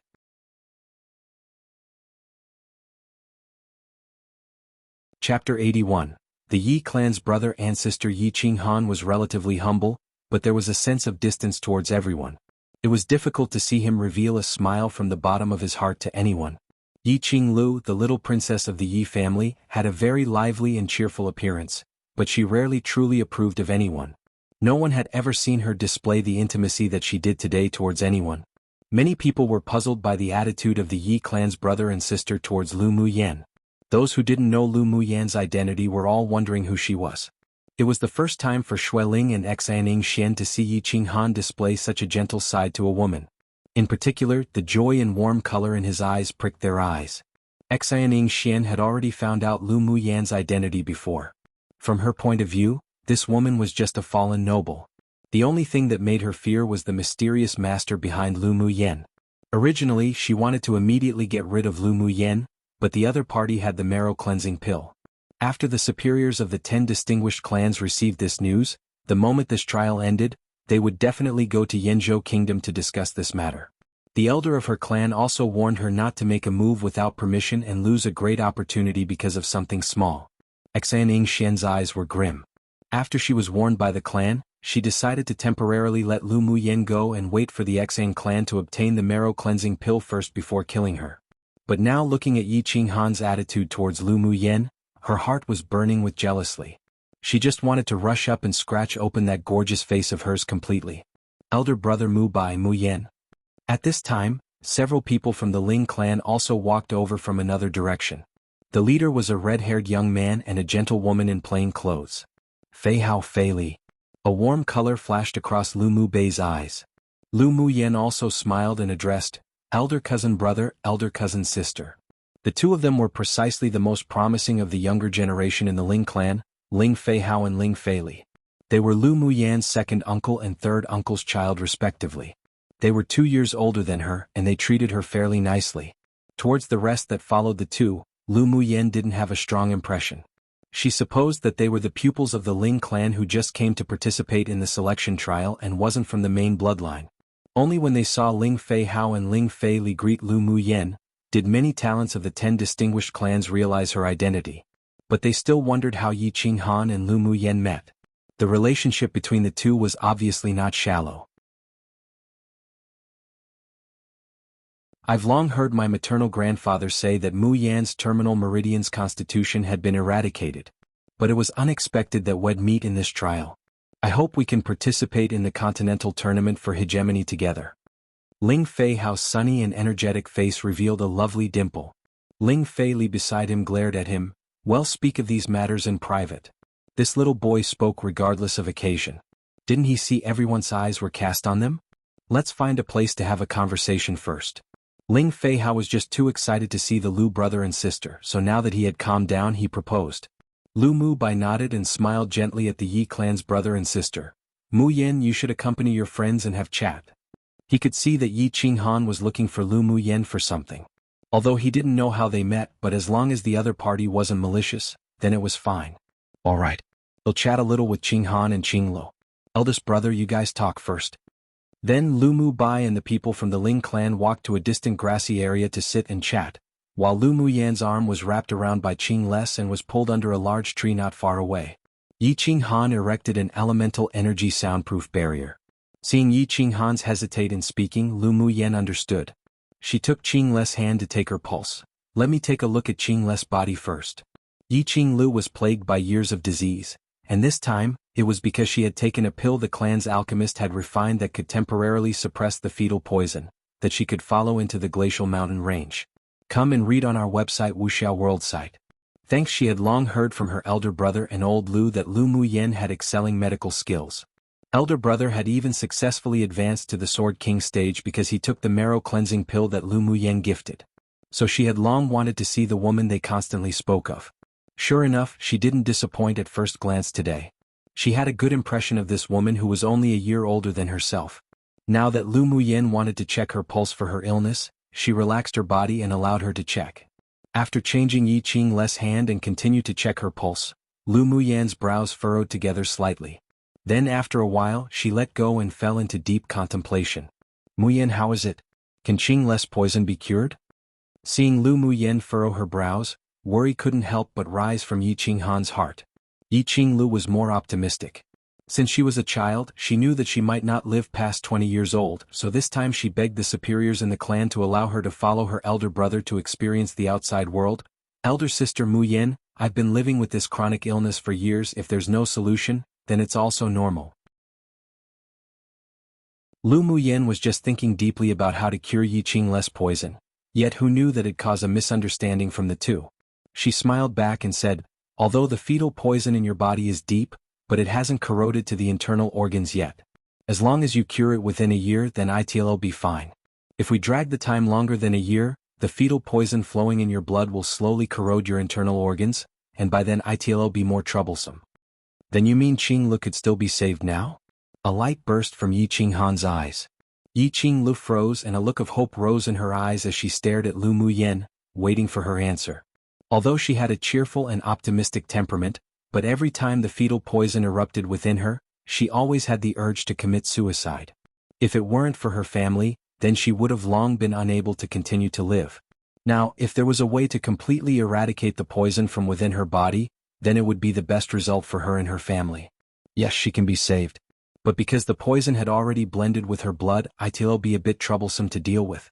I still need to refine an antidote pill to be used together with the golden needle treatment. Lu Mu Yan paused, then added, it's just that I think the treatment should be postponed until after this trial is over. Yi Qing Les' fetal poison wasn't difficult to solve, it was just troublesome to handle. During the treatment, it also required her to treat Yi Qing Lu with needles every day for a month. In the glacial mountain range, they would separate immediately to complete their own trials so she couldn't be treated. No hurry. I've been like this for so many years, I don't care about waiting a little more. Yiqing Lu was happy. She didn't expect that Lu Muyen really had a way to treat the fetal poison in her body. This made her feel a sense of hope that had never risen in her heart before. Xuanhuan also revealed some excitement in his eyes. Everything's fine as long as it can be cured. Don't worry, I can cure this poison, I promise. Lu Muyen could deeply feel the pain of having a chronic illness. Judging from Yiqing's fetal poison, she would have an outbreak of intolerable pain almost every 2 months. To be able to live until now and still maintain such an optimistic temperament, it meant that Yiqing Lu was extremely tough.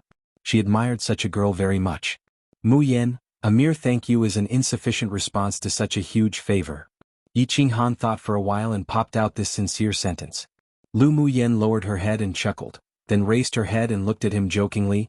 I still haven't treated Qing Lu yet, your thanks is too early. I believe you. Yiqinghan's handsome, sharp and angular face revealed unconditional trust. Since the time they went to the blazing mountain range together, an inexplicable feeling of trust grew in him towards this woman. Elder sister Muyen, I believe you too. Yiqing Lu smiled beautifully with trust in her eyes. Lu Muyen's eyes were also dyed with a layer of deep warmth. She was very touched by this trust and was happy from the bottom of her heart. Random note. By the way, anyone reading on the novel website and giving all those 5-star reviews, if any one of you happen to be here, wow, thanks. I'm only the translator, but I guess I'm just genuinely happy to see others enjoying a novel I really love myself. And kudos for reading MTL, that's another world out there. Though I completely understand, if it were me and I really wanted to read a novel in another language I didn't understand, yeah, MTL might be the way. Anyways, made me real happy to see so many people enjoy it even though I'm just translating it and it's not even my novel, haha. You're tuning into the Sword Dance in the Vast Sky YouTube channel. Don't forget to subscribe and join us on this journey to catch the most captivating stories.